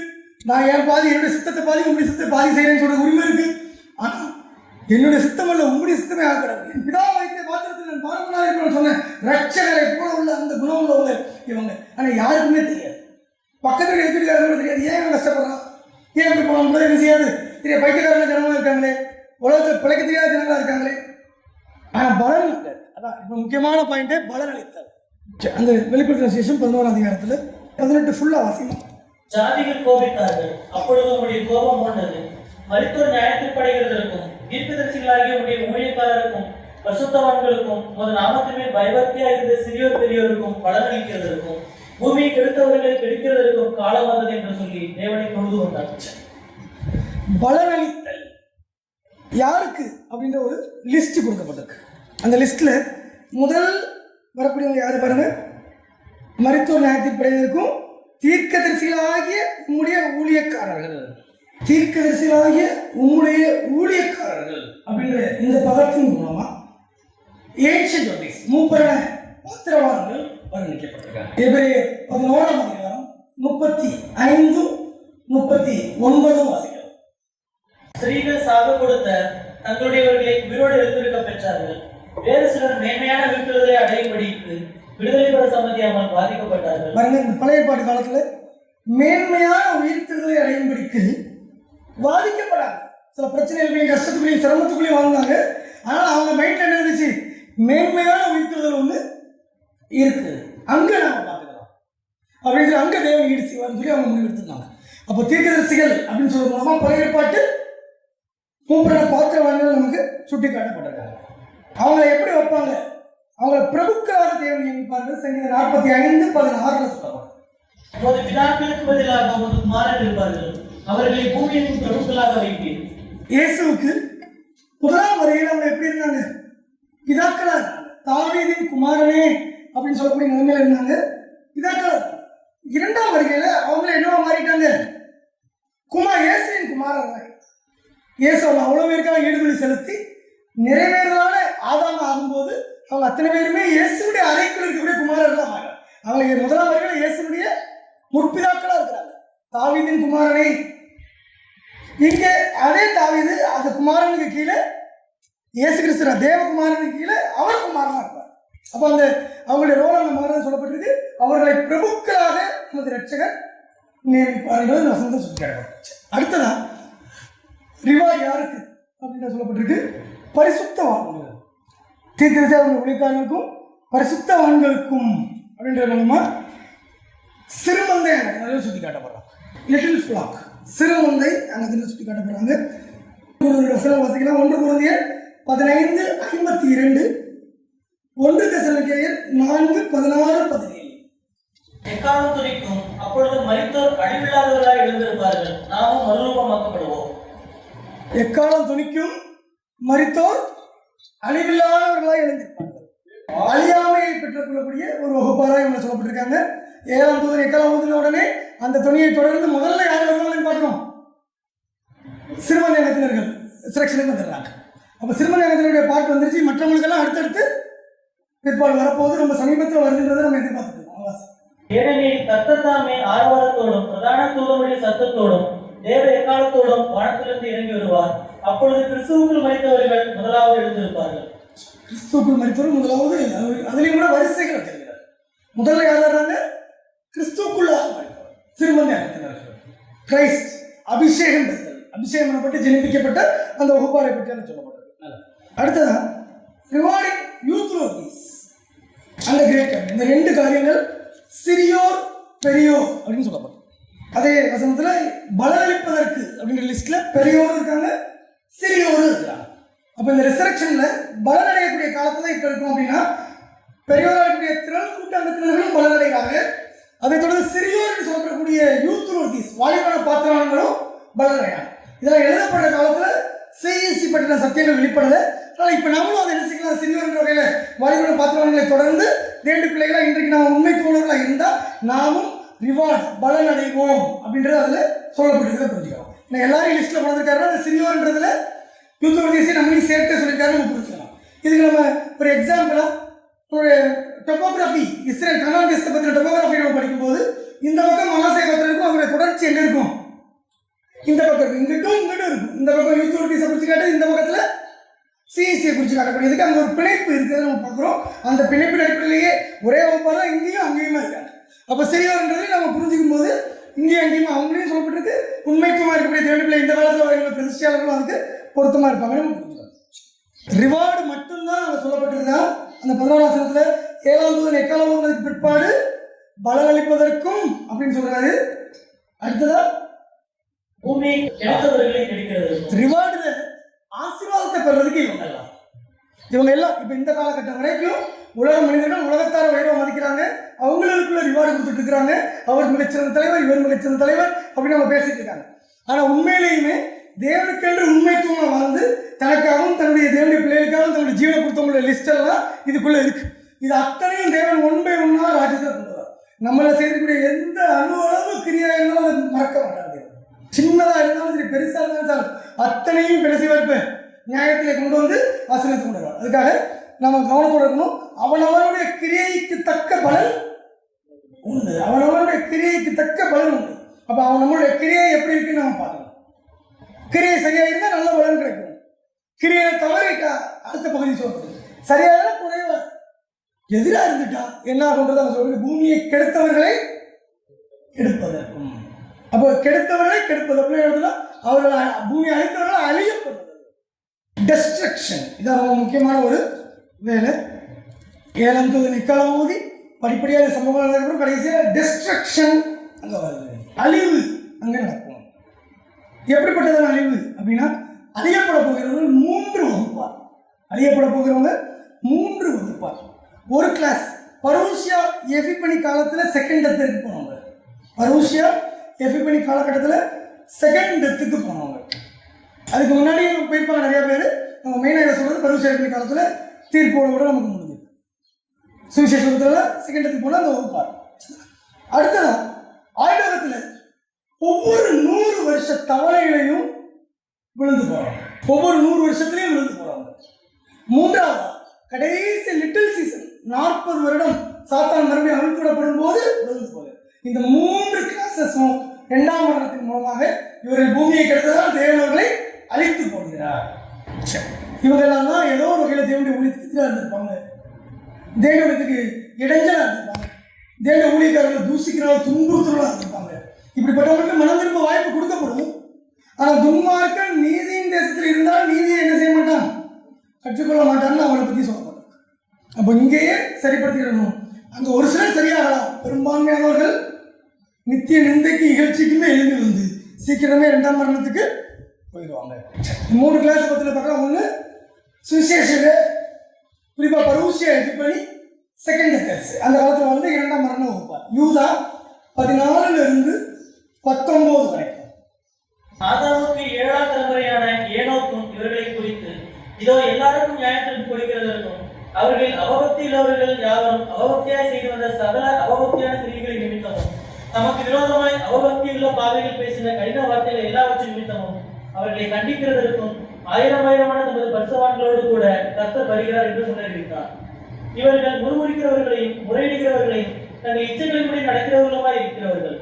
இவருடைய வாய் ஏமாப்பானவைகளை பேசும், தற்பொழிவுக்காக முகசுதி செய்வார்கள். நீங்களோ பிரியமானவர்களே, நம்முடைய கர்த்தராகிய இயேசு கிறிஸ்துவின் அப்போஸ்தலரால் முன் சொல்லப்பட்ட வார்த்தைகளை நினைவு கூறுங்கள். கடைசி காலத்திலே தங்கள் துன்மார்க்கமான இச்சைகளின்படி நடக்கிற பரியாசக்காரர் தோன்றுவார்கள் என்று உங்களுக்கு சொன்னார்களே, இவர்கள் பிரிந்து போகிறவர்களும் ஜென்ம சாபத்தாளரும் ஆவியில்லாதவர்களும் ஆமே. இந்த கிளாஸை பற்றி யூதாவில் சொல்லப்பட்டிருக்கு. அடுத்ததான் 100 வருட தவணை. ஒவ்வொரு பூமியில் விட்டு வரக்கூடிய ஒவ்வொருத்தரும் 100 வருடம் வாய்ப்பு கொடுக்கப்படும். அந்த 100 வருடம் வாய்ப்பு கொடுத்து அந்த ஒவ்வொரு 100 வருஷத்தை நம்ம கடந்து போகணும். இப்போ ஆயுள் வந்து இஷ்டம் போல இருக்கு. அங்கே ஒருத்தர் 100 வருஷம் அதனால சாதாரணமாக சாக வராது, வேண்டியது வலுக்கட்டாயம் வேணும் கேட்டாங்க போகலாமே தவிர மற்றபடி 100 வருடம் அந்த பூமியில் என்ன செய்யலாம், அதில் நன்மையில வளர்ச்சி அடைச்சிக்கணும். ஏற்கனவே தீமையின் பாதையில் அனுபவத்தை இப்போ பெற்றிருக்கனால நன்மையை வளர்றதுக்கு இப்போ எல்லா தீமை செய்யறதுக்கு வசதி இருக்க மாதிரி நன்மை செய்யறதுக்கு மட்டுமே வசதி இருக்கும். ஆனால் அது எனக்கு செட் ஆகாதுன்னு தோன்றது 100 வருஷத்தில் என்ன செஞ்சிடலாம், 2ஆம் மரணத்துக்கு போயாது. இதை குறித்து ஏசாயா 65:20 சொல்லப்பட்டது. அங்கே இனி அற்ப ஆயுசுள்ள பாலகனும் தன் நாட்கள் பூரணமாக கிழவனும் உண்டாகிறார்கள். 100 வயது சென்று மறிக்கிறவனும் வாழ்வன் என்று எண்ணப்படுவான். 100 வயதுள்ளவனாகிய பாவியோ சமைக்கப்படுவான். 100 வயது சென்று மறிக்கிறவனாக இருப்பான். இப்படி அந்த ஆயுர்வேதத்தில் 100 வருடம் வாய்ப்பு கொடுக்கப்படும் ஒவ்வொரு மனுக்கும். இன்னைக்கு உலகத்திலும் தனது நாமத்திற்கென்று ஒரு ஜனத்தை பிரித்திருக்கிறாரு. அப்போ மனுக்குலத்துக்கு வாய்ப்பு இல்லை. அவங்களுக்கு உருவகமாக தான் சொல்லப்படுது.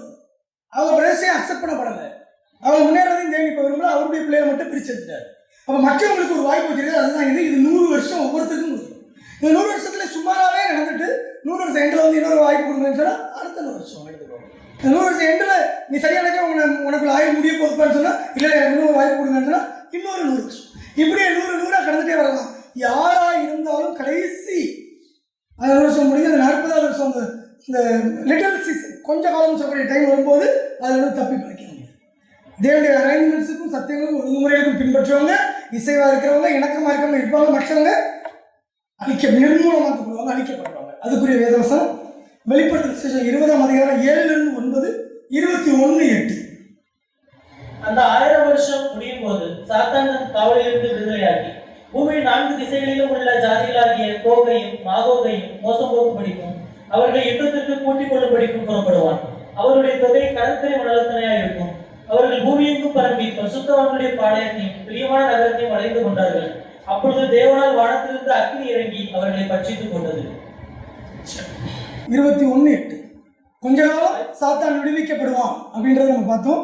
அந்த கொஞ்ச காலத்துல 2ஆம் மரணத்துக்கு போகக்கூடிய ஒப்பார் போயிடுவாங்க.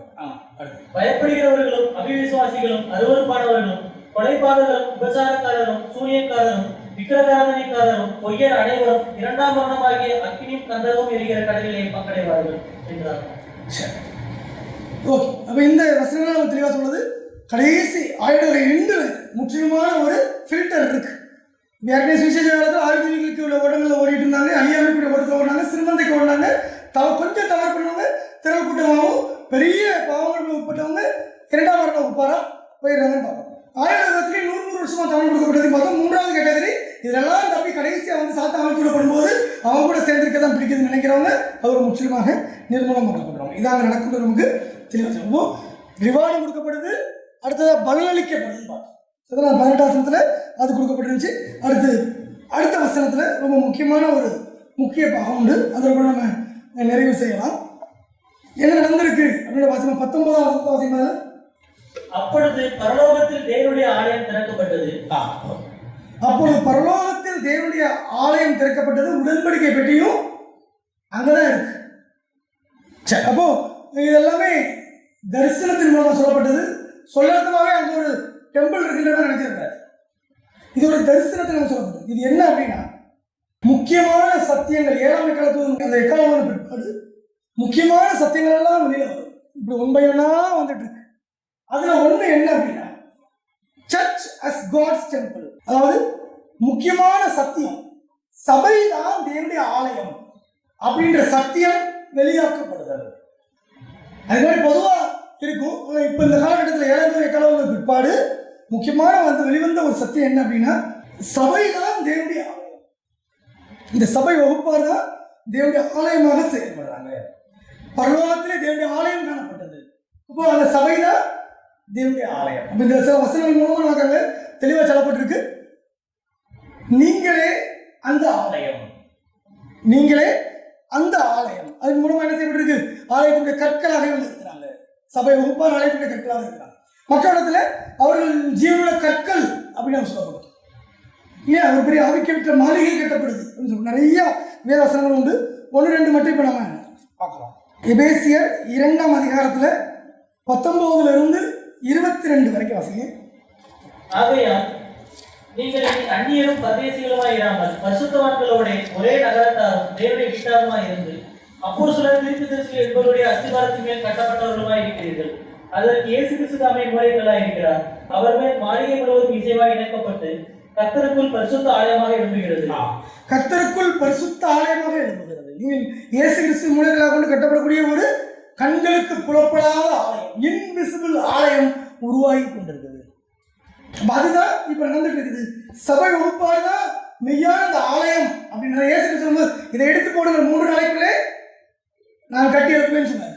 அங்க இருக்கவங்களுக்கு அது புரியல. தாற்பயம் இந்த 3000 வருஷ காலங்கள், அதுல இருந்து அந்த 1000 வருஷ நாள், அதுக்கு அடுத்திருக்க 1000 வருஷ நாள், இந்த 1000 வருஷம், இதுல மொத்தமாக எடுக்கக்கூடிய தேவனுடைய பிள்ளைகள் எல்லா நாட்களின் பாகத்துல இருந்து முக்கியமான ஆட்கள்லாம் எடுத்து அந்த ஆலயமாக அவர் கட்டி மூளைக்கல்லாக அவர் இருக்கிறார். இதெல்லாம் அற்புதமான இந்த காலத்தில் கிடைத்த சத்தியங்கள். அதுக்கு முன்னாடி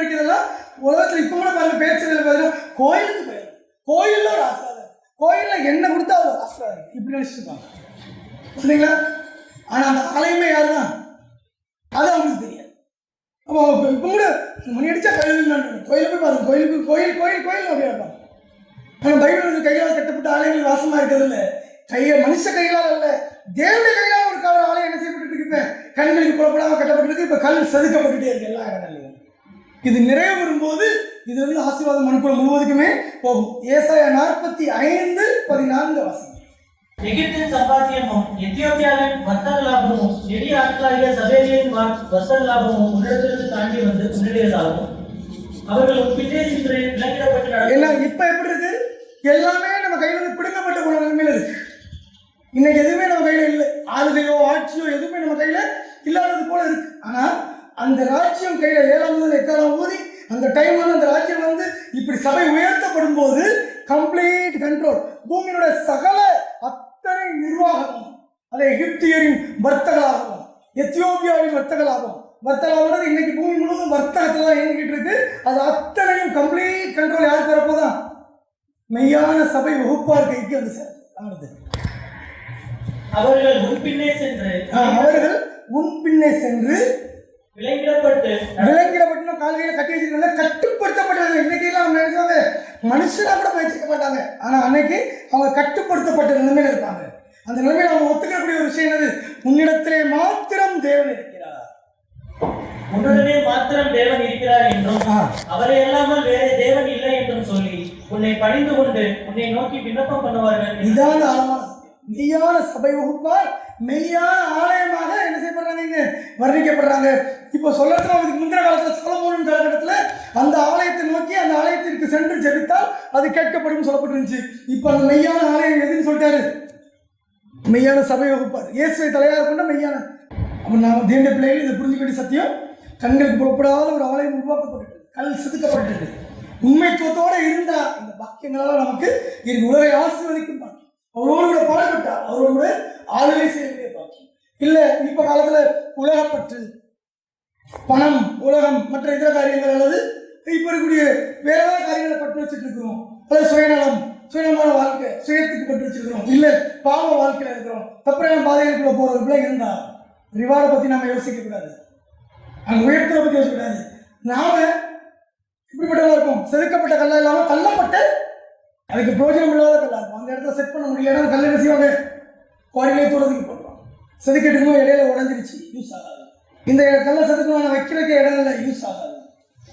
செதுக்கடனை ஒப்பு கொடுக்கல, யூஸ் ஆகாது. உண்மைத்துவத்தோட இருந்தால் அங்கே இருக்கலாம். சரிங்களா? 7ஆம் முதல் 8ஆம் ஊரில் பிற்பாடு நடக்க வேண்டிய முக்கியமான சம்பவங்கள் பைபிளில் பதிவு செய்யப்பட்டிருக்கு. அது என்னென்னன்றது ஏற்ற கால சபை ஊழியர்கள் மூலமாக நமக்கு எழுதி கொடுக்கப்பட்டிருக்கு. அதில் முக்கியமான ஒன்று நம்ம பார்த்ததில் வேர்ல்டு வைடு ப்ரொக்ளமேஷன், உலகளாவிய சாத்தாண்டி ராஜ்யம் இப்போ நீக்கப்பட போகுது, இயேசு கைகள் வரப்போகுது, இது அறிவிக்கிறாங்க. அது மட்டும் இல்லை, இயேசு வருஷவான்களாக ஜனங்களுக்கு அந்த ஆளுகை என்ன செய்ய போறாரு, கொடுக்க போறாரு. இந்த அறிவிப்பு உலகம் முழுவதும் கொடுக்கப்பட்டு அதுக்கான தெரிஞ்சவர்களுக்கு நம்ம அறிவிச்சுட்டு இருக்கோம். 7,000 சேர்த்து இந்த சத்தியத்துறையை இப்பவும் நாம் என்ன செய்யணும், எல்லா இடங்களும் கொண்டு போயிருக்கோம். அடுத்து நடந்த 2வது சம்பவம், தேவனுடைய ஜனங்களுக்கு மத்தியிலே ஒரு முக்கியமான வெளிப்பாடு, வேத புத்தகம், குறிப்பாக பழைய ஏற்பாடு மகிமைப்படுத்தப்படும், கனப்படுத்தப்படும். அதில் ரெப்ரசன்ட் பண்ணப்பட்ட அந்த 24 புஸ்தகங்கள், இத்திகரசியில் 24 மூப்பர்கள் பதிவு செய்யப்பட்டிருக்கு. அதில் 24 புஸ்தகங்கள் வர்ணிக்கப்பட்டிருக்கு. அது கனத்துக்கு கொண்டு வரப்படுது. அதற்கு மதிக்காமல் இருக்கப்பட்ட புஸ்தகத்திலிருந்து எல்லா சத்தியங்களும் வெளியே வந்து இதுல இவ்வளவு விஷயம் இருக்குதா, இவ்வளவு ஆழமான இதுல இருக்குதா, ஒன்னொன்னு இதுக்கு ஞானர்த்தம் இருக்குதா, ஒன்னொன்னுக்கு இது அடையாளம் நிறைவேறது இருக்காங்க பார்த்து இவ்வளவு விஷயங்கள் ஆச்சரியப்படுறதுக்காக அது கனத்துக்குரிய ஒரு நிலைமை கொண்டு வரப்படுது. அடுத்த ஜாதிகள் கோபித்தார்கள், பூமி தேசங்கள் எல்லாம் என்ன செய்யுது, கோப நிலையில ஒரு மேல ஒரு யுத்தத்தில் இருக்கு. இயேசு ராஜ்யத்தை அக்செப்ட் பண்ண ரெடியா இல்லை, அவங்க பிடுங்கப்பட போகும் தெரிஞ்சோடனே எதிரான நிலைப்பாட்டில் தான் இருக்கிறாங்க. தேவனுடைய கோபம் வெளிப்பட்டாச்சு. 1914 தொடங்கி யுத்தங்கள் மூலமாக வந்துச்சு. யுத்தங்களையும் கொள்ளை நோய்களையும் பல்வேறு பிரச்சனைகளையும் பார்ப்பீங்கன்னு சொன்னாங்க. அதே போல நாம இப்போ காலத்தில் யுத்தத்தையும் பார்த்தாச்சு, கேள்விப்பட்டாச்சு, இப்போ கொள்ளை நோய் வரைக்கும் பார்த்தாச்சு. இன்னும் ஒரு சிலர் தான் நடக்க வேண்டியது. அடுத்ததா மருத்துவர் எழுதுவாங்க. முந்தையெல்லாம் அது கொஞ்சம் டைம் எடுக்கும், நமக்கு புரியும். ஆனால் இப்போ அதுக்கு டைமே இல்லை. எப்போ வேணா நடக்கலாம், எப்போ வேணா நடக்கலாம். நம்ம இழந்தவங்க திரும்ப பிறகு எப்போ வேணா நடக்கலாம். அவ்வளோ ஷார்ப்பு கிடையாது. முன்னாடி ராஜ்யம் அப்படின்னா ஒரு 500 கிலோமீட்டர் அப்படின்னு சொல்லுவேன். இப்போ மெட்ராஸ் பஸ்ஸில் போகிறோம், பஸ்ஸில் ட்ரெயினில் போய்ட்டு பஸ்ஸில் போயிட்டு இருக்கும்போது திடீர்னு ஜன்னலில் பார்த்தோன்னா சென்னை 350 கிலோமீட்டர்னு போட்டுருவோம், அப்படி தானே? அப்படியே போய்கிட்டே இருப்போம். அப்போ 350 அடுத்து லேசாக தூங்கும், திடீர்னு முடிச்சு பார்ப்போம் சென்னை 100 கிலோமீட்டர் போகும். அடுத்து தூங்கி முடிச்சு பார்ப்போம் சென்னை 10 கிலோமீட்டர் போகும். அந்த மாதிரி இதுக்கு முன்னாடி வரைக்கும் நம்ம பார்க்கும்போது ராஜ்யம் 500 கிலோமீட்டர் இருந்தது, 400 கிலோமீட்டர் ஆனது, 300 கிலோமீட்டர் ஆனது. இப்போ கடைசியாக நம்ம பார்த்ததுல 50 கிலோமீட்டர் விட்டா பஸ் விட்டு இறங்கி உடனே கூட இது போயிடலாம். அவ்வளோ பக்கத்தில் வந்து, அவ்வளோ பக்கத்தில் வந்து 500 எங்கே 50 என்ற அளவுக்கு பக்கத்தில் வந்தாச்சு. அப்போ இந்த அடுத்து நடக்க போகிறது மருத்துவரின் உயிர்த்தல், மருத்துவ நியாயம் தீர்க்கப்படுறது. அடுத்ததான் மருத்துவம் எடுத்தோடனே அது சந்தோஷம், நம்ம குடும்பத்தில் இழந்தவங்களை பெற்றுக்கொள்கிறோம். அதுக்கு மேலே பலனளித்தல், நம்ம அப்பா நம்மளை கூப்பிட்டு நன்றாக செய்தார், நான் இந்த சீனில் ஒன்று உள்ள விட்டு முடிஞ்ச அளவுக்கு நீ நல்லா செஞ்சார் அப்படின்னு நம்மளை பாராட்டி நம்மளை தட்டி கொடுத்துட்டேன். யோசிப்பா நம்ம ரட்சகன், நீ எனக்காக இவ்வளோ சிரமம் பண்ணி செஞ்ச, நான் எப்போ வந்து பார்த்துட்டே தான் இருந்தேன். நீ எங்கே பார்க்குறவங்களெல்லாம் யோசிச்சுட்டு நீங்கள் வருத்தப்பட்ட அவனை கவனிச்சுட்டே தான் இருந்தேன். நல்லா பண்ணி கொடுத்தாங்க, நல்லா வெரி குட்வான்னு சொல்லி தட்டி கொடுத்தாங்கன்னா எவ்வளோ சந்தோஷமாக இருக்கும். அந்த ரிவார்டு வாங்குறாங்க. ரிவார்டு ஏதோ பெரிய பட்டம் கொடுப்பாங்க அப்படின்னு ஆண்டவர் பார்த்து அருமண மகனேன்னு சொல்லி சூப்பர் அப்படின்னு சொன்னார்னாலே அது எவ்வளோ சந்தோஷப்படுக்கும், பயங்கர சந்தோஷம். யார் அப்ரிஷியேட் பண்ண போறா? அந்த சராசரத்தையும் சிருஷ்டித்த தெய்வம், அவருடைய நேசகுமார். அவர் சொன்னா உன் குமாரன் என்னோட குமாரனை கொடுத்தேன், நீ உன்னையே எனக்கு கொடுத்த, நீயும் நல்லா பேசப்பட்ட, நான் அவனை அப்ரிஷியேட். நம்ம நிறைய நம்ம செய்யற சிறு பிள்ளைகள் செஞ்சது போலதான் இருக்கும். பெரிய சிறப்பான இயேசு கிறிஸ்துவ பூமியில் செஞ்ச எதுவுமே சிறப்பானதாக இருந்தது. ஆனால் தேவன் இருந்து அவரை அப்ரிஷியேட் பண்ணுற, அவர் நம்மகிட்ட லென்ஸ் வச்சு எதெல்லாம் தப்பு, இது தப்பு அது தப்பு அது தப்புன்னு சொல்கிற ஆளா இல்லை. அந்த லென்ஸை தூரத்தை போட்டுட்டு அவருக்காக செய்யப்படக்கூடிய அன்பின் பிரயாசமாக அதை பார்க்குறாரு, அன்பின் பிரயாசமாக அதை பார்க்குறாரு. இதுதான் வித்தியாசம். மனுஷனுக்கும் தேவன் வித்தியாசம் தான். நம்ம செய்கிற எல்லாத்தையும் அன்பின் பிரயாசமாக பார்த்துட்டு நம்ம அந்த ரிவார்டு கிடைக்கும் போது அவ்வளோ சந்தோஷமா இருக்கு. ஏன்னா அது ஆளுகை இது இல்லை, இங்கே ஆளுகை செய்யக்கூடாது, அதுதான் ஆளுகை பீரியட். அங்கே வரும்போது உண்மையான ஒரு முன்னேற்றம் இருந்துச்சு. அதோட இல்லை இப்போ நம்மளை தூசிக்கிறாங்க, ஊழியத்துக்கு இளைஞர் பண்ணுவாங்க, பயங்கர உபத்திரவப்படுத்துறவங்க, என்னென்ன நிறைய வேலைகள் வந்துருக்கு. நம்ம எதுவுமே என்ன செய்யலை, வெளிக்காட்டோ டீல் பண்ணவோ பதில் தப்போ எதுவுமே டீல் பண்ணல. சத்தியத்தை தப்பறைகளுக்கு மட்டும்தான் நம்ம கவுண்டர் கொடுத்துருக்கோமே தவிர இன்னும் என்ன செய்யலை, தனியார் சமூக வேலைகளை எதுவுமே நம்ம கண்டுக்காமல் துறத்துக்கு போட்டு ஒதுங்கி இருக்கோம். ஏற்ற வேலை வரும்போது நம்ம உயர்த்தப்பட்டதே அவங்களுக்கு எப்படி தான் இருக்கும். இன்னைக்கு பயக்கிறவங்க நம்ம மேலே சகதி எடுத்து வீசுறவங்க எல்லாருக்கும் எப்படி இருக்கும், பயங்கரமான தலை துணிவாங்க. அது மட்டும் இல்லை, அந்த நேரத்தில் அடங்காம அங்கேயும் தும்மல் எடுத்து தெரிஞ்சா என்ன ஆயிடும், பயங்கர அழிவு. ஏன்னா அவங்க அந்த நேரத்தில் சாத்தானுக்கு சப்போர்ட்டாக நிற்கவே கூடாது. அங்கே வந்ததுக்கப்புறம் அப்படி இருந்தால் நாங்கள் இப்படி தான் இருப்போம் அப்படின்னு இருந்தால் அப்படிப்பட்ட அத்தனை பேர் 2ஆம் மரணத்தில் அழைக்கப்படுவாங்க. இந்த 2ஆம் மரணத்தில் நம்ம புரிஞ்சுக்கிற விஷயமே தொழில்கூடத்துல பல லேயர்கள். சிறுமந்தையிலிருந்து ஒரு சின்ன மிஸ்டேக்னால நம்ம சொல்லுவோம் மயிரிழையில் கீழத்தை இழந்தவர்கள், மயிரிழையில் கீழத்தை இழந்தவர்கள் அப்படின்னா ஹேர் பிரெட் அளவுக்கு ஒரு சின்ன மிஸ்டேக் ஆயிடுச்சு. அதான் சிறுமை இழந்துங்க போகிறது. ஒரு கிளாஸ்ல ஃபர்ஸ்ட் ரேங்க் இருக்கும், கடைசி ரேங்க் இருக்கும்ல. மயிரிழையில் 2ஆம் மரணத்தில் தப்பியவர்கள் ஹேர் ஸ்ப்ரெட் அளவுக்கு ஒரு சின்ன காரியத்தின் மூலமாக தான் அது தப்பிச்சவங்க. தினக்கூட்டத்தில் இப்போ லேயர் பார்த்தவங்க சிறுமந்தையாரிலிருந்து தவறுறதுல ஒரு சின்ன சின்ன காரியத்தால் தவறுறதும் உண்டு, 2ஆம் மரணத்துக்கு போகாமல் சின்ன காரியத்தால் தப்பிச்சவங்களும் உண்டு. அப்போ அவங்களையும் பல கிளாஸஸ் இருப்பாங்க. இதுக்கும் மேலே ரொம்ப திமிழ் பிடித்த கேரக்டர், வில்ஃபுல் சின்னர்ஸ், வணங்கா கலத்துள்ளவர்கள் பைபிளிக்கல் நல்லது. அப்படிப்பட்டவங்க கம்ப்ளீட்டாக 2ஆம் மரணம் மனஸ்தாபப்பட்டு மன்னிப்பு கேட்டு அப்படி வந்து செகண்ட் குவாலிட்டியாக வரவங்க தெரியக்கூட்ட மாட்டோம். ரெண்டு பேர் புரிஞ்சுடணும். இந்த சிறுமந்தைக்கு தெரியக்கூட சொல்லியிருக்கீங்கள எல்லா காலகட்டத்துக்கும் ஒழுங்கு மூலம் இன்னைக்கு கொஞ்சம் சரியாக ஓடி நம்ம இப்படி ஃபர்ஸ்ட் குவாலிட்டி அப்படி சிஇசி ஆகலாம், இல்லை சுமாராக ஓடி 2ஆம் மரணத்தில் தப்பி சிஇசிலே ஒரு லோ லெவலில் கூட வரலாம். ஆனால் இங்கேயும் வில்ஃபுல்லாக துணிகரமாக நான் அப்படித்தான் ஒரு அகங்காரத்தோட அப்படி செயல்பட்டோம்னா 2ஆம் மரணத்தில் அகங்காரன்றது நமக்கு இருக்கவே, எதை நம்ம சாதிச்சோம் என்ன டீல் பண்ணுறது தேவைப்படுது எதுவுமே இல்லை. எல்லாமே தேவத்தில் வந்து அதனுடைய கிருபையும் தயவும் தான். அதனால நம்ம மனசு வச்சுக்கோன்னா 2ஆம் மரணம் தப்பிடலாம். அந்த 2ஆம் டெஸ்ட்ரக்ஷன் பயங்கரமாக இந்த காலத்தில் தேவனுக்கு விரோதமாக செயல்பட்டவர்கள் சபை நம்முடைய சத்திய சபைகளையும் சத்திய சபைகளுக்கு விரோதமாக பயங்கரமான தீங்கிலை திருமணம் உண்டு, பொய்யான காரியங்களாக சொல்லி தேவனுடைய ஊழியர்கள் மேலே சகதியை திருமணம் உண்டு. முற்றிலுமாக அந்த அழிவு 2ஆம் மரண அழிவுக்குள்ள போய் சேர்ந்துருவோம். நம்ம நினைக்கலாம் இங்கே தவறு செய்தவங்க அந்த 2ஆம் மரணம் போகாமல் இருக்கிறதுக்கு வாய்ப்பு இருக்கு. ஆனால் சில வசனங்கள் தெளிவாக சொல்லப்பட்டிருக்கு, துன்மார்க்கன் நீதி தேசத்தில் இருந்தாலும் அந்த தயையை உணர்ந்து கொள்ளலாம். வாசிக்கலாம். ஏசாயா 26:9-10. என் ஆத்மா இரவிலே உம்மை வாஞ்சிக்கிறது, எனக்குள் இருக்கிற என் ஆவியால் அதிகாலையில் உம்மை தேடுகிறேன். உம்முடைய நியாயத்தீர்ப்புகள் பூமியிலே நடக்கும் போது பூச்சக்கர சொல்லுவார்கள். துன்மார்க்கனுக்கு தயவு செய்தாலும் நீதியை கற்றுக்கொள்வார். பாருங்க, நியாயத்தீர்ப்பு பூமியில பூச்சக்கத்துக்குள்ள நீதியை கற்றுக்குவாங்க.